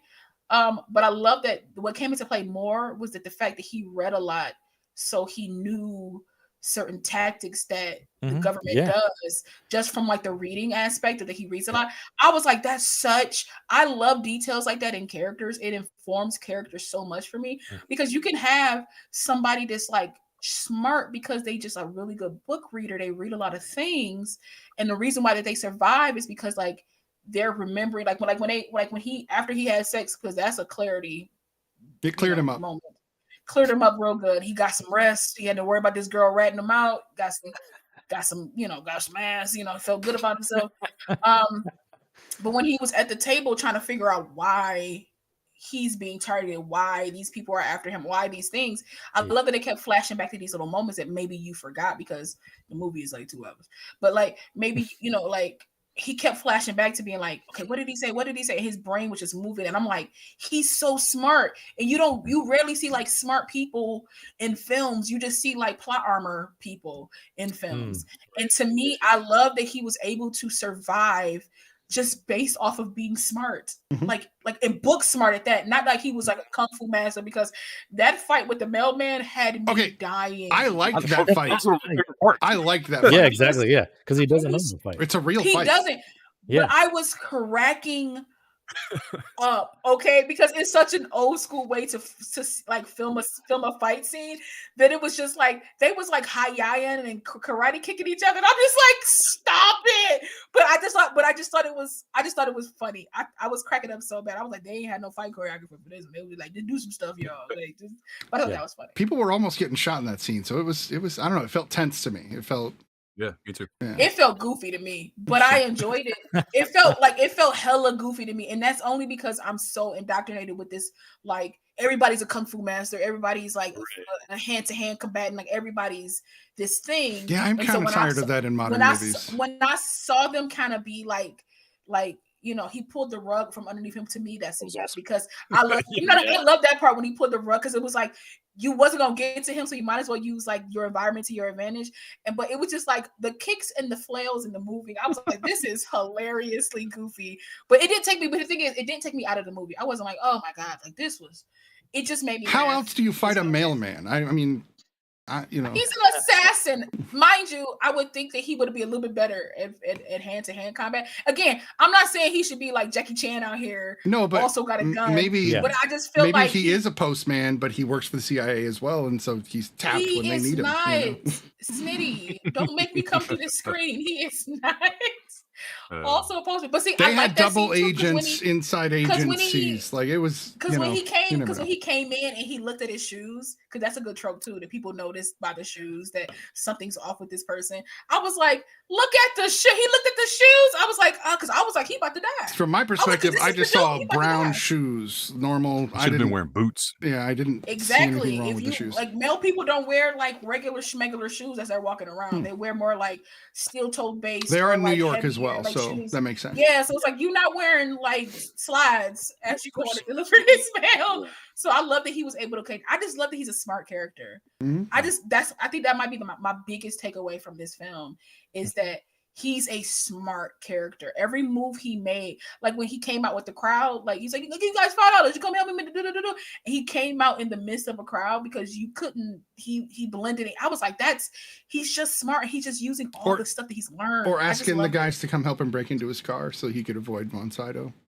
No, that's what I'm talking about. Oh, I thought you were talking about when he got out. Never mind. I thought you were talking about. No, he's like, those little things are it's like those things to me was amazing. It's such an informative part of his character that I could have watched that. I could have watched him evade people all day. So watch Sneakers. If you watch Sneakers, it's a lot of that. Yeah. And funny. It's got Dan Aykroyd, River Phoenix, Sidney Poitier. It's a great film. Yeah. Yeah. So. I feel like Jack Ryan is kind of the spiritual successor to this character, because Jack Ryan is essentially the same kind of character. Like he's just an analyst. He's just a book, smart guy. Like, yeah, he served in the military, but of course, like the later Jack Ryan that we know, like we see as John Krasinski. Yeah, he like gets more. He's badass. more kick ass. Yeah, now, but the thing is like that's not how Jack Ryan starts out. I mean, if you watch Hunt for October, which is like the first Jack Ryan film that we see, he's kind of reluctant to like even. He doesn't even want to hold a gun involved in this. Like, so Jack Ryan's like the poor man's James Bond, because they always switches like actors, like James Bond. No, totally, He always switches actors. But that's why Aina said Turner is the OG Jack Ryan. Oh, funny! I didn't even see that. Yeah, and she said it's like a little ways up, but she said that. So yeah. Yeah, I didn't think about Jack Ryan while watching this at all. That's weird. That's weird. Yeah. But I do see it. Completely. I've always felt that. Yeah. Interesting. That's cool. Yeah, I don't know. Yeah, this movie, I can see what you mean about the screenplay. Cliff Robertson, stood out to me because I've seen him in so many things. But Uncle Ben, but playing such a young guy. And still having the, he definitely still has the same eyes. Plays the president in Escape from LA. That's right. That's right. Yeah. Honestly, I didn't even realize he was Uncle Ben until you said something. Every time, immediately, I was like, every time he was on screen, I was like, this man looks familiar, but we're going to. Funny. I know. I was like, we're going to keep watching this film. So you saying that, I was like, it was a moment where he smirked, and I saw Uncle Ben. I was like, oh, damn. When he saw him across the street, he walked over. He kind of like smirked. I was like, I was like, now in my mind, I'm like, oh, it's Uncle Ben. In the credits, I saw Michael Caine, and my brain didn't spell it right. I saw Michael Caine, and I kept looking for him. I'm like, is Michael Caine in this movie? And it was Caine with a K. But it's Caine with a K. Caine with a K. Yeah, so it was in the background, love. Oh, good. It's so slow. MI6 shows up to like, put in their part, right? Yeah, for sure. Yeah. I love it. Anyway. I just want to watch the whale burn, mate. So, we only have about 35 more minutes, so why don't we go ahead and rate this film and get on to Dog Day Afternoon, which I have a feeling is going to spark quite a bit of conversation, just from what I felt about the film. So we'll start with Mickey. What did you think of 3 Days of the Condor? I give 3 Days of the Condor a 7 because it is a good movie, well-made movie. And like I said, that last 30 minutes was so good to me. And I really love the revelation that this is the beginning of the Iraq, Middle East conflict that we know so much about now, like destabilizing, stealing their oil. Like this was like, I was like, oh man, this was ground zero, bro. Yeah. So an agency that was like, an agency kind of thing. Yeah, man. Yeah. That was like a big, like, oh man, like I do like this movie. But solid 7. I think it's a good movie. All right. Like the agencies jumping to conclusions, like jumping way. It was like you could have just did something better than murder everybody. Right. You could have just been like, we looked into this didn't work out the way that we like this. We found what this is. You could have just like we figured it out. We got it. Don't worry about it. Yeah, exactly. But you wanted to murder everybody. Yeah, we could have just shut down that division. But no, that's not how the CIA rolls. But no, that's not how it works. You have to murder everybody because that's the American way. Right. But I give this film, I don't really know. I give this film a solid 7.58. Like it's somewhere in between there. Like, because it's not a bad film. But that just oddly placed sex scene for no reason. So you would have preferred a 4 Days of the Condor, so we might have had. I would have like, or 3.5. Or if you're going to make it so that he essentially kidnaps this woman, they never should have sex. Right. I'll never bang my kidnapper. I'll unless I never know what they look like, and then they found me later on in life and then made me fall in love with them. Like other than that, I'll never fall in love with my kid. I'll never let my kidnapper have sex with me. Like unless he forced me. And this guy didn't force her. She was willing and very able to have sex with him. To me, it's just a weird thing to put in a film. But again, 75, 73, whatever this came out. Like I get it. Yeah, I mean, I understand what it is. Me personally, as a woman of the 2023s, I'm just kind of like, that's a no for me. And this, no, dog. You feel me? It's gonna be a no for me, dog. And it's smart. And for me, as smart as this film is, there could have been a smarter way to do that, or to even get to that point. But again, you're dealing with a woman. Y'all don't really care. Make Faye Dunaway look gorgeous with a shimmer over her face while she has sex with this man. So That was weird. you know what I mean? Like it did like the certain cuts to like pictures and stuff. I was like, what are we doing? just look at sex. But yes, I'm and those pictures were about emptiness, and that was fulfillment. But I guess they were it was both like this weird fulfilling their emptiness together. I didn't think it was that blatant, but maybe, I don't know. I felt like they were trying to say something. I think it was Pollock's way of like trying to do like a tasteful, lovemaking scene where like He was trying. yeah. So it's like my thing with like love scenes is like if they get too like strung out, or like we're showing like all this stuff, like what's the point? Is this like actually pushing the story forward? You know what I mean? So I think that was, I respect Pollock's decision for like the way it was shot anyway. At least like I love Sidney Pollock. I mean, the way it was shot was nice because you didn't see like anything gratuitous. Right. I think that was his way of like hanging out. I'm okay with that. I'm just not okay with them having sex. Period. No, yeah. Like, it is like felt like they could have had an intimate moment that wasn't sex. So like they could have had a moment where like maybe she just held him as he went to sleep because she's growing to care about him. I don't think they should have had sex in this film. Yeah. Like it could have just been a more intimate scene where like she helped him get some rest. Right. Because he's been moving for like 2 days straight, like just not being able to like sleep or rest because he can't trust anybody. Who do I trust? And like maybe she finally makes herself open to be somebody that he can trust. But trust doesn't always mean sex, and that's just like my where I'm at. But yeah, 7.5, 8, it's in the middle somewhere. All right. I'm going to give this movie an 8 as well. I think this movie is solid. Again, sex scene aside. I think this is a movie everybody should watch. I do think that it's 1975, so there's not a movie in that era that doesn't mention oil in one way or another because of all of the embargoes. But I do agree with Mickey. I loved that because as soon as I saw that, I was like, oh, Saddam. I immediately thought Saddam and what we did in the late 70s to start, to disrupt Iran and, everything. And then the Iranian Revolution and then Iraq, et cetera, et cetera. Yeah. But yeah, the acting in this is great. The twist where the bad guy kind of goes, well, you're not on my radar anymore, so I don't want to kill you. Right. I liked that. That's not normal, even in modern movies. Right. I thought that was great. Right. I love that he was just like, because also I felt like he had a mutual respect for him. He was just like, well, you saw what he did, right? No, totally. I underestimated this dude. You've evaded me. It's like his level of professionalism, right? Like, it was like you might as well come on to the phone. Talent respecting talent, right? And so, come on, the assassin life is pretty. I get a little kicker for recruiting people. Right. You know? I did like the way that Von Sydow did say, like, "Oh, I found you. They didn't find you. I found you because I'm smart. They suck." I didn't need he was like, the contract for you is over. Right. I got a bigger one, but I just wanted to be like, "What's up?" and stuff. Say, hey, send me a postcard, from Eastern Europe. I love that Joe just keeps finding people where he's just like, so you could take me to the Union Station? Like, that'd be a big deal because I'm not sure how I'm gonna get back to where I need to get back. My pleasure. And it's just like he just kept falling into these moments where people was like, oh, he's not a bad guy. Let's go.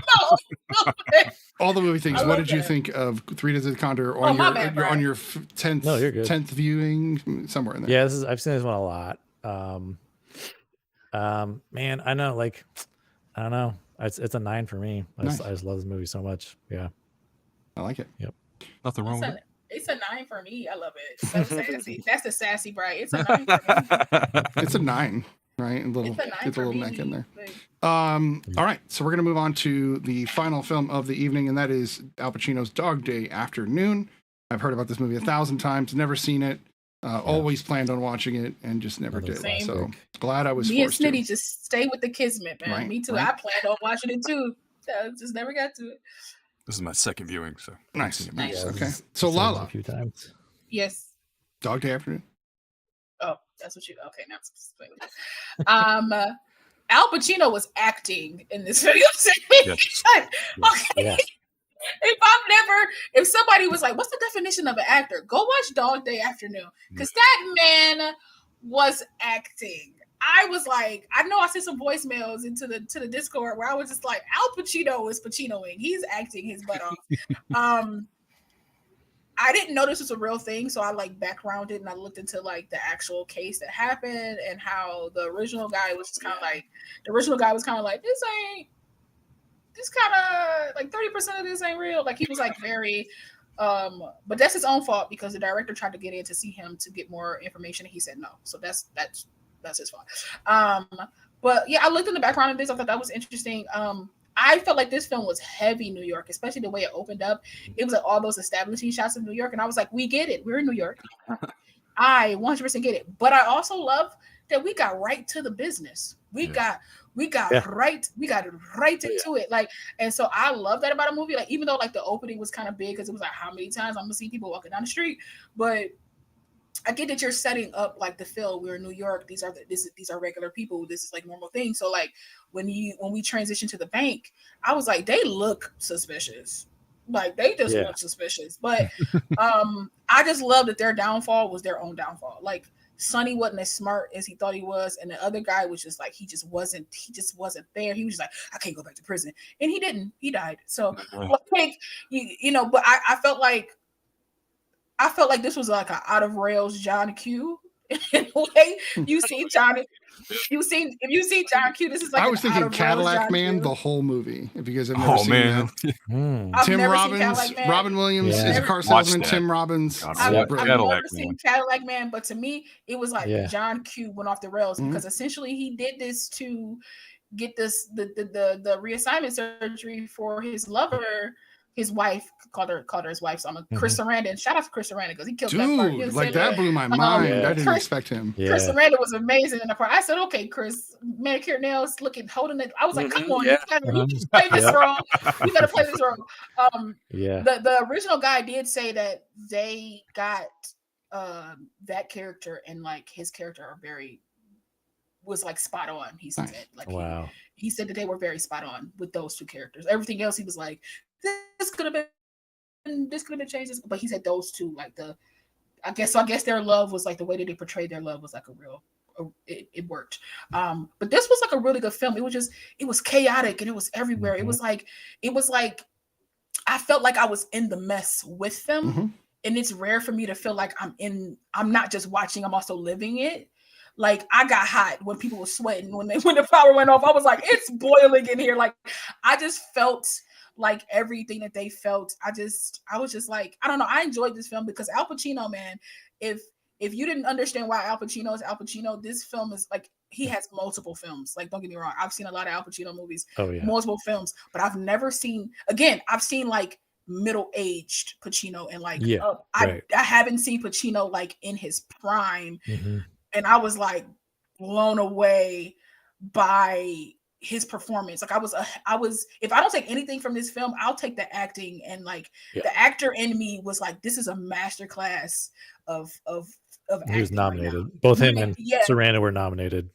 He was deservedly so.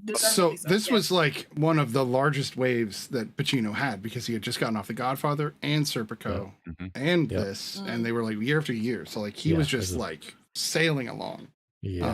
I mean, not that his career really ever slowed down, which is like Hollywood, right? Like once you do something big that people get your eyes from, because like you can look at Jennifer Lawrence and do that. Like she did her little indie film, and from there, Hunger Games. From there, like she just kept she just kept until she kind of like just chilled out for a minute. So I feel like that was his wave. He was just like, oh, they were like, he put him in stuff. This man's amazing, like which he is. So for myself, I'm glad that Hannah just said Attica. So for myself, when I watched this movie, the 1970s in New York is this kind of an important era in American history because New York was considered a shithole in the 1970s, and they capture that perfectly in this film. So that whole intro to me is them showing how dirty the sidewalks were, how everybody was spraying everything all the time, how water was overused. Even you kind of get the cops were. Everything, like, right? That's what Attica was all about. That's them all with their guns, you know. And I appreciate that this movie, more than it captured the story of this particular individual and his partner, it captured New York in a time capsule in the early 1970s. And I'm glad they shot it when they did. Had they waited until the 80s, it wouldn't have worked as well. Right. I think that it was one of those films because it's a biopic. Yeah, it was really close to like, I guess when it actually happened. 3 years later they released it, so they were filming exactly. it. They were like, "Oh, this is a movie." Yeah. And it's great. That robbery happened in 72, right? I believe. Right. They even said, they said at the beginning of the movie. For me, it's a movie that takes place in 72. It's released in 75, and this shows you how people thought. This is still a Hollywood film, probably written by more liberal type people, probably on that spectrum, and it still shows you how people felt about gay people in 1975. It lays it out for you very clearly because nobody seems to be happy other than the two individuals who are gay in this film about their gayness. And there's this backdrop of just ickiness where you hear it from the crowd. They almost turn on Sonny once they turn on him the moment they find out he's gay. The cops are saying things about him. All the girls are acting a little different afterward. And it's like, you definitely see they see him as a pariah after that. The girls kind of chill back out again, but I think they're just. But even the manager, freaked out. Right. Yeah, the manager don't tell changes. Anybody. Yeah. Yeah, the manager changes on him. Like the manager goes from being like somebody that he kind of like, you're not gonna fuck me, are you? Like he's kind of cooperative. He's there. The moment he finds out and his diabetic moment happens, he's talking mad shit to him now because he's just like, you're gay, you're not gonna do nothing, like, because you have this connotation that gay people are like feminine and weak and things like that, and so like he felt more empowered to just like say whatever he wanted to say to him. Right. He was just, I was like oof. I was like, but I like that they even addressed it, even in a movie that was made in like in 75. The fact that they're addressing I was like, wow. Trans people, the fact that they're addressing they called it sex change operations back then. Now we have a much better term for it. I liked all of that because it was cutting edge. This is very much weirdly like Chinatown in a lot of ways, where it was pushing forward some things that weren't normally talked about into the mainstream. And then now people are going to be eating pie after the movie and discussing these things, which is not normal. Brian, what did you think of Dog Day Afternoon for whatever time, how many times you've seen it? Yeah.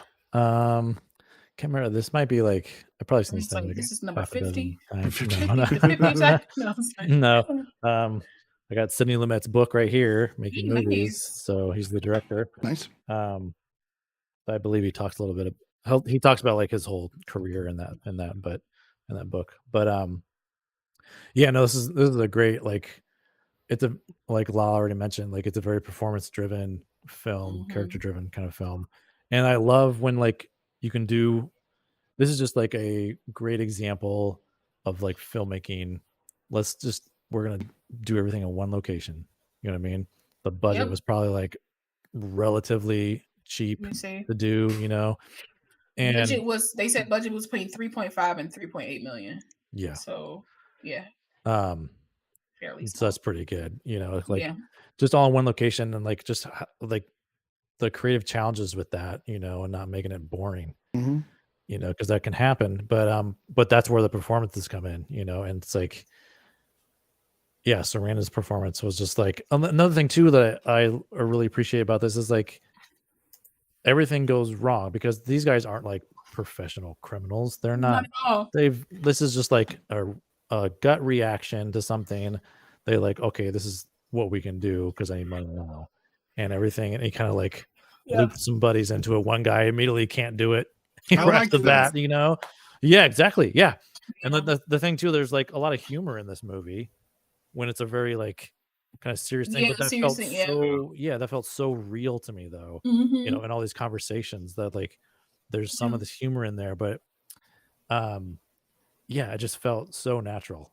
But I think that one, that's like the dialogue, but also two, that's the performances that it just felt like weird. Something that they're like regular. They're like regular people. If they were more professional people, they wouldn't have conversation. They wouldn't care if you were hot. They wouldn't let you go to the bathroom. Like these were just regular people that didn't know what they were doing. Yeah, they're trying to figure it out as it happened. Like, and Sonny had the knowledge, like the teller knowledge, the bank knowledge, but he just didn't think it through enough to execute the plan. Maybe he should have robbed the bank he worked at. He would have known better what to do. Right. But honestly, it probably would have worked if he didn't burn the register.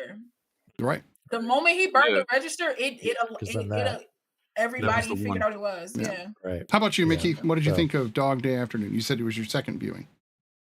Yeah, I had seen this before. It's probably been like 20 years. I think I was like 18 or 19. Oh wow. Yeah. And so let's get real for a second, okay? So coming from a very like conservative family and like world where we don't really talk a lot about, gay people or trans people or anything like that. This was kind of like one of the first movies I watched where I was like getting to see this, this side of the world. And like, it meant a lot to me back then. Like, it was a movie that left a mark on me. Wow. So I was really excited when he was like, let's watch it again. I was like, yes, I want to watch that again. And yeah, I have always thought that this was Al Pacino's best. Okay, so he is lagging. Yeah, I don't know what happened there. Oh no, Yeah, we lost he him. put in the chat that he thinks that he was lagging, and I was like, no, I think you're good. But I then thought so that- too. but Man, he then was that- about to say some profound I shit. know. Right, I had some good. Well, we will continue until Mickey comes back because, of course, we want to hear everything Mickey was going to say. And if not, you're gonna make him make a video about so we can see what he says.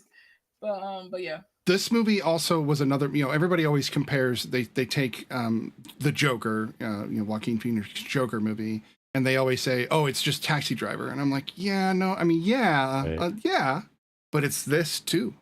Because there are elements of this and the people and the city. It's like the 70's were more like an inspiration for the Joker to me rather than one for sure. film. Rather than those, rather than those films, it's just the era itself, and I think that's why people are like, it's like this and it's like this. It's like it's that era. But people literally say, "Oh, the era. Joker's just Taxi Driver," and I'm like, it was inspired by it. I'll give you that, but it's not Taxi Driver. Or they say it was like, what's that other one? That other Scorsese film?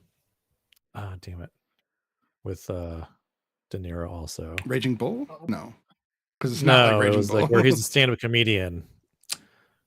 Oh, now we're gonna all start searching online. It's called The Comedian. I can't it might be. I think that sounds familiar. Yeah. So, no, not Casino. I love Casino. So we have while we're waiting for Mickey, because we do hope he comes back. He's back. He's not what? Oh, he's back. He was for a second. Okay, you know what might be happening? He was for a second. He disappeared. Okay, no, he's not there. I was like, did I need to add him back? But okay. So we've got another young Carol Kane. So this is just not that long before she did the two Jakes. And then we've got, like I mentioned, Charles Durning, who when I saw him in this, I was like, oh, that's the guy chasing after the frog in the Muppet movie. He's the guy that wants to make the frog legs. And I'm like, oh, okay. And in this, like Charles Durning, wow, like some of those scenes where he's outside and he's screaming like, this is not my fault. I didn't know those fucking guys were back there. And just saying it, like, I was like, this is great. I love the passion from both of them. And they were talking over each other, very real. Yeah. I really enjoyed that aspect of it. And then seeing a young Lance Henriksen, I was just like, what the fuck? Where, like, just these people randomly popping up. Chris Sarandon, Lance Henriksen. That's right. There's the king of, the king of comedy. Yep, you got it. You got it. There it is. Yep. But yeah, no, totally. It's like, it's weird because we talked about, right? We talked about how he wasn't as smart as he thought he was, Sonny, but yet he did figure things out, like them trying to plant the cop in the truck, and so that he like figures that out, even though it doesn't matter if he planted him, because there he is. Let me bring him back in here. But I mean, is it smart or is it just you paranoid now and you suspicious because they were at the back and he was like why are the people in the back? So I think that opened his mind to being like, they're going to try to trick me this entire time, so I'm never going to believe anything that they say. Because when they told Chris Sarandon's character, which let me see, Leon, they told Leon that you were going to get arrested because you're complicit, and Sonny's like, no, you're not gonna, like, they're lying to you, they're pulling your chain, like, no, you're not, like not even in the building, like how you like you were in a hospital when this went down, when this went down. And so like I think he's of the mind now where he's just like, they all trying to fool me because like, they're liars. They're all liars. So yeah, Mickey, we were all very interested in what you had to say. Oh man, we were hanging on your words, dude. So go ahead, sir. Anyway, like I said, this was kind of like my first like movie I was watching, or like I mean, it's not the first time I had seen someone gay or homosexual or whatever, but this was the first time where I got to see it like told in a way where I was like, oh man, like I understand that hits, like I get it. So that was good. That was a good thing about this movie. Not only that, like there were so many social issues or so many underlying things going on, like with women. Like everyone was like, let's protect the women. They were like, no, I'm gonna send out the guy that's about to die from asthma, and they were like, no, we want a woman. They were like, dude, right. like no, like for real, dude's dying back here. it just the whole time, like there was so many things being said in this movie, and it's just really good. It always left a mark on me. And like I was saying before I cut out, this was, in my opinion, has always been Al Pacino's like best role or one of his best. Yeah. And it was cool that I read that he actually like sleep deprived himself and like didn't eat anything. He was going all in on this. Like that makes sense. That makes 100% sense. And the fact was, he didn't even want to do the movie because he was just coming off of Godfather. Yeah. And he was like, I just want to take a break. And they were like, well, we're going to send the script to Dustin Hoffman. He was like, never mind, I'll do it. I don't think this would have hit as hard with Dustin Hoffman. I know. Yeah, Although No, I think he could have done well. Even though he kind of sounds like Dustin Hoffman. Yeah. Now, I was like, so I'm watching this movie and I'm thinking to myself, Lin-Manuel Miranda could play a young Al Pacino in a biopic, right? That's how he felt like Lin-Manuel a little bit there. I ain't mad at this. Anyway, I ain't mad at that. Just came to my mind. Also like that. I don't think Sonny always knew he's like, I'm not getting out of this. Like he just trying to keep hyping himself up. Like we're gonna. Like he kept telling Sal, like I think we're gonna do it. We're gonna do it. The whole reason he had that wheel wrote, and he was like, I know I'm not gonna make it. Like he was telling everybody goodbye. Basically. Yeah, I think he believed it. I think he believed it to a certain point. He was like, okay, we're gonna make it out of this, and then it got to a point where he was like, nah, this is going way farther than my plan. So, all right. But I love that scene. I love the scene where he's having a girl write out the will. And I feel like that might be the first time he's called Leon his wife. First time he's told Leon how much he loves her. Like I think that's the first time he's done any of that. And he said it, and like to say it out loud to a person. I think to me that was like a really powerful scene. I was just like, that's a great scene, because he's probably been using his wife like they all do as a beard. Yeah. I'm married. It's like it's a thing. It's fine. I'm married. And then for him to like verbally like write this and say, I've never loved a man. Like I've never loved a man. I've loved you. There's not been a man that's loved another man as much as I love you. I was like, that's powerful. I was like, yo, that's the way he got off the phone. It was in front of other people. Right. Yeah. The way he got off the phone with Leon versus the way he got off the phone with his wife. He like didn't even want to hang up the phone. He's like, goodbye. And he's like slowly with his wife, he's like, shut the fuck up, and like hangs up the phone. You can tell. I was gonna say, it seems like no, please. It felt like no one would ever let him talk except for maybe Leon. Like even with his wife, I was like, I think I would yell at her too, because shut the I would yell at her too. He's trying to tell her, I'm trying to talk to you, I'm trying to tell you, and she just wouldn't stop. And I was like, let the man tell you what's up. I might die or go to prison. His mom, let me speak. Yeah, his mom was the same way. And that's why you don't like Angie, because y'all the same person. I'm sure his dad never wanted to listen to anything he said. He didn't like it. Seemed like. So this guy came from a lot of crap. There was a lot going on with his character, and that's why I love it so much. He was so good. Well, his dad immediately was like, his dad was immediately like telling his wife, "You're worthless. That's why your son's worthless." And I'm just like, well, this guy's a winner. I mean, he's part of you, right? Like, what do you mean? Right. We both useless then. Like, what you mean? Like, what are you? But I don't know. I enjoyed this. Like, Al Pacino was just like, he was in his bag in this movie, man. Like, he was like, again, like Snitty said, Dustin Hoffman couldn't have done this justice. This wasn't a Dustin Hoffman film, like at all. But this was, I feel like it was ahead of its time in a lot of ways. Definitely. Like, I feel like a lot of movies can learn from just like dialogue itself, because it was just such a natural, like Brian said, it was like it's just a natural like way of speaking, way of relating to people. To like, you inform the characters just by them kind of like being kind of like doltish and confused. It was just like, oh, they're people. They're just regular people. Yeah. Like, Also, the original guy said that he didn't like the way the movie portrayed his wife Angie, because he was like they portrayed her as being like fat and unattractive, and he was like, that's not what she looked like that's not what she was. That was a part of the movie that he was like kind of angry at, because they didn't portray her in the correct light that she was. But again, it's a movie, my boy. Right, and they don't have much background on her, so they've got to give her some. No, right, because you depth, refused. Right. You refused to talk to him. So you can only. Oh, he also said that the movie portrayed him as like essentially trying to sell out his comrade, like his partner. Oh. And I never got that. I don't know. I didn't feel like that they were trying to get him. Yeah, I didn't. Right. But they were trying to get him to do it. So it was like so. But he said that this got shown while he was in prison. And he said that was never a thing. And he was like, them adding that to the movie, and it got shown in prison. He had like, well, that's a little different. He had multiple attempts of people trying to kill him because they felt like he was a snitch. Well, they showed you he's in the movie as a snitch, so you know. Yeah. No, I get it. I think that everything for Sonny turned the corner the moment he didn't leave after finding out there was only $1,100. He should have just fucking cut ties and he should have left, boy.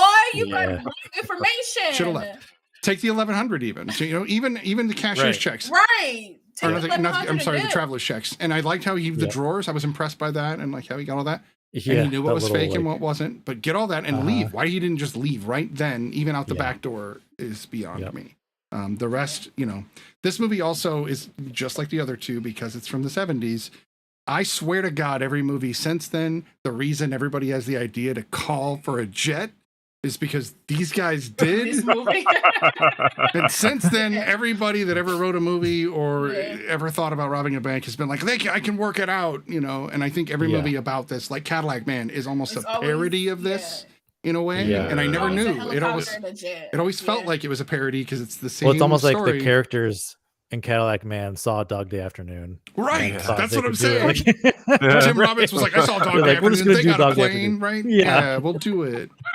So that movie, so Dog Day Afternoon is like in canon in that world. So no, well, I mean, in that sense, in our head canon, it is. Yeah, in our head. Yeah, like I'm just saying though, like in like the way you guys are like, it totally feels like it. Like they saw movies and they ran with it. Yeah. But the 80s and the 90s and the 2000s, all movies having that element makes sense because we're so indoctrinated.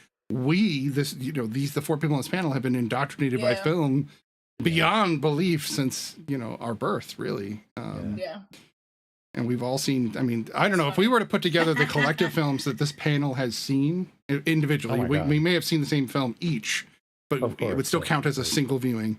If we were to put it together, we're talking a lot of movies. It's a lot of cinema, man. Right. So many movies. All right, we should rate this movie. That's pretty awesome. That makes me smile. That is people like me. That's like I got a lot of movies that I own and watch. So like I dig that. That's like my favorite things. So let's start with. I think I started with Law on this one. So Law, what is your rating for Dog Day Afternoon? Dog Day Afternoon. I give this a solid 8.5. 8.5. I give this a solid 8.5. This was Pacino at his height to me. Not to say that other Pacino films, because like one of my favorite Pacino films is Devil's Advocate. Oh yeah, Devil's Advocate. That's one of my favorites. But this was like 8.5. This just to see him like kind of like younger, fresher, hungrier. To me, in my eyes, it was like a great. Like I said, and as an actor, I was like masterclass, man. I was like pretty sure I'm gonna use some stuff he did in like an audition or something because he was just that good. But yeah, solid 8.5. All right, Mickey. It's a 9 for me. It's something it's a really good movie. I love it so much, and I think it established, like you said, movies like this going forward, like negotiation situations. It established what they were going to do forever.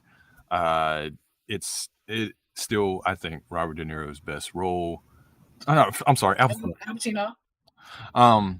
They're the same person. To me, I'm kidding. She says the same. They both have had the similar career, but yeah, definitely. I love all the underlying. De Niro. I love all the underlying social issues they were kind of talking about, wealth inequality, all that stuff.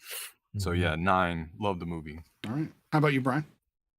Yeah, it's a 9 for me as well. Yeah, one of Sidney Lumet's best, I think. One of Pacino's best. It's just an all around great script.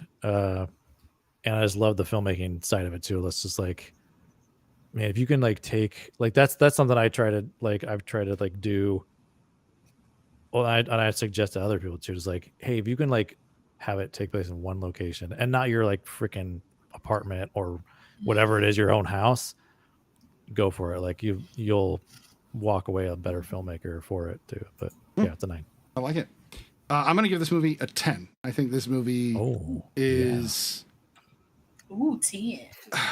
Knowing Pacino, because I'm with you guys. So I watched him, from the 80s on. So Devil's Advocate, is early 90s, and that's to me, I was like, oh, look at this fucking guy. Like, holy shit, he can act. Yeah. And if that's him as the devil, look at him as just a fucking dude, like just a regular ass person. Yeah. And it's just as compelling as him when he plays Satan. I'm like, all right, I can see why Pacino is Pacino now. And I would argue, and this is a good debate, that Pacino is the better actor. That's my opinion. I think that between De Niro and Pacino, gotcha. I think Pacino is the better actor. So not that De Niro deserves, like, I've seen Raging Bull. I've seen a lot of early De Niro. It's like an incremental, right? But it's like one's at 100% and one's at 99. It's like that. Exactly. So for sure. But I do say I prefer De Niro as a comedic actor. I think he's hilarious. He is pretty good. He is. I think he's been underutilized as like this, like, good fella in a sense, where he could where his comedic timing is like, it's solid. It's his years of a dramatic actor that gave him that timing, because he has an expectation that he's going to act a certain way, and then he subverts that very cleverly. He plays off of that, right? Yeah, exactly. And it's really good. I mean, the fact that he's done as many comedies as he has, I give you that. No, he is the better comedic actor. I will give you that. All right. Well, we will be doing apparently Pacific Rim, since most of the panel hasn't seen that. Soon, we will also be doing Ant-Man Quantumania. We don't have anything else for next week already planned, but of course, check out the Discord and you will be able to see what we have planned. Probably time for, I'm not sure who we'll pick this week, but we might do an amalgamations. Awakening. I have seen Awakening, and I just saw a clip where Bradley Cooper was an audience member talking to Robert De Niro about Awakenings, and then years later they get to work together in Silver Linings Playbook as father and son, which is, I love those kinds of things in Hollywood. That was because what's his name? Bradley Cooper was in the actor studio. He's a student. Yeah. Right. So he was he was in that, and then he became a person on the actor studio to speak to students. I thought that was a great full circle. I was like, oh my God, that was just so great. Awakenings was also my first experience with like really dramatic Robin Williams. Because even like Good Morning Vietnam, while it's a dramatic movie, he's funny through the whole thing, with the exception of a few parts. So Awakenings, like he's just a doctor, and it's like lighthearted and and sad as hell. Like that movie is sad as hell. My first serious like Robin Williams film is What Dreams May Come. That'll rip your heart out. Because I loved him, and like I love, like, obviously Mrs. Doubtfire and stuff like that. But like Jack, when he was like him and Jennifer Lopez was in Jack. Jack was a solid film. Jack, but like dude. What Dreams May. But what I know, right? That's like a deep cut that people be like, "What? What's that's like, one of those movies nobody ever heard of, but it's great." I'd be like Robin Williams and Jennifer Lopez. They'd be like, "They never did a movie together." I'm like, "Yeah, they did. Yeah, they did."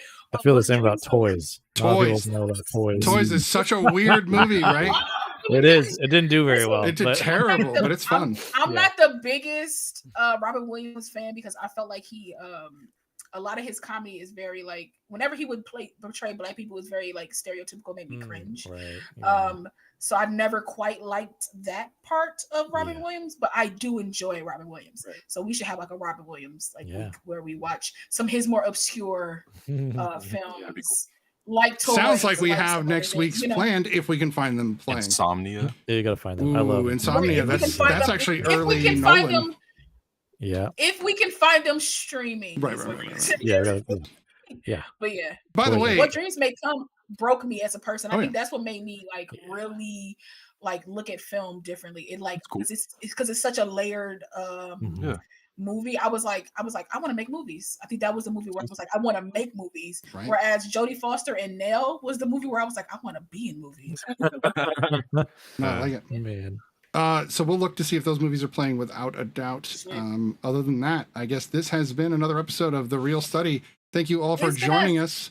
And thank you, Mickey, for being another guest. As always, you, of course, always are welcome. We love having you here. Always Happy to be here. And next week we should be having Ray, Lieutenant Commander Ray, will be making another guest appearance. Sweet. We love having her on. So might be all Robin Williams. Anyway. Yeah. All right. Adios. Thanks, guys. Can I say that Mickey got the best background? It's so great. Well, he's does. got R2's abs right there, right? He's got all those, like, yeah. Looking Bane for mask and Venom. Yeah. Love it, love it. Wait, where's the Bane mask? Right there. Right there. Right there. Oh, To the there. left Oh, of yeah, I him. didn't see Yeah. it was like just the bottom half of his That's face. classic Bane too. That's like that's comic that Bane. that ain't Tom Hardy Bane. That's like classic. Thanks, classic Bane. Janine. Thanks for stopping by. We appreciate everybody that came Thanks for to being chat here, in the chat. everybody. We'll see you next You week, guys are guys. awesome. Thanks.